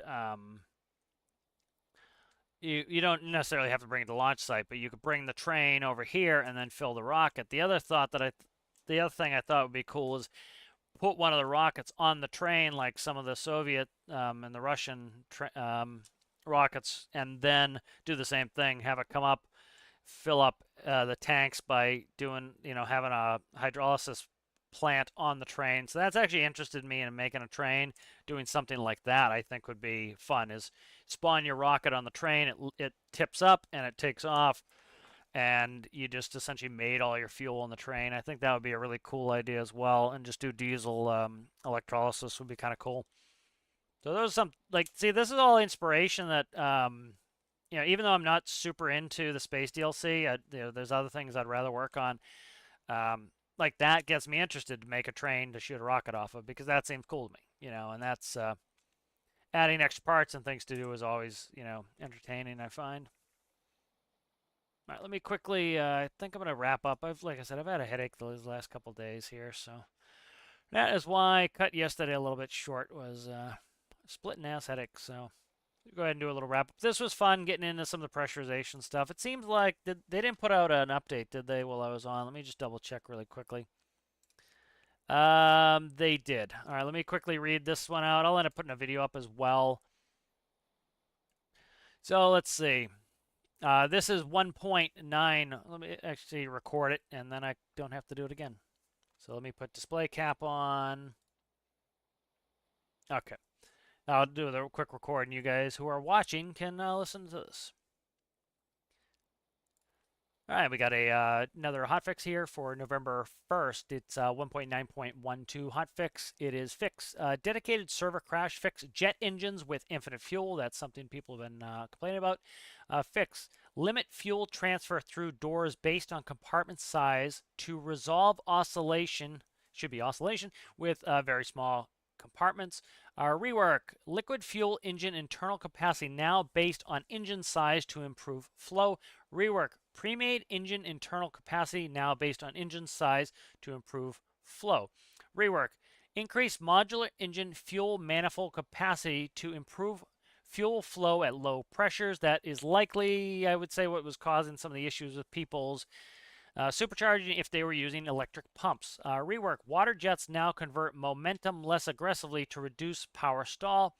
Rework reduce backflow threshold so that backflow only occurs with low or zero flow, improves pressure inside leaking compartments.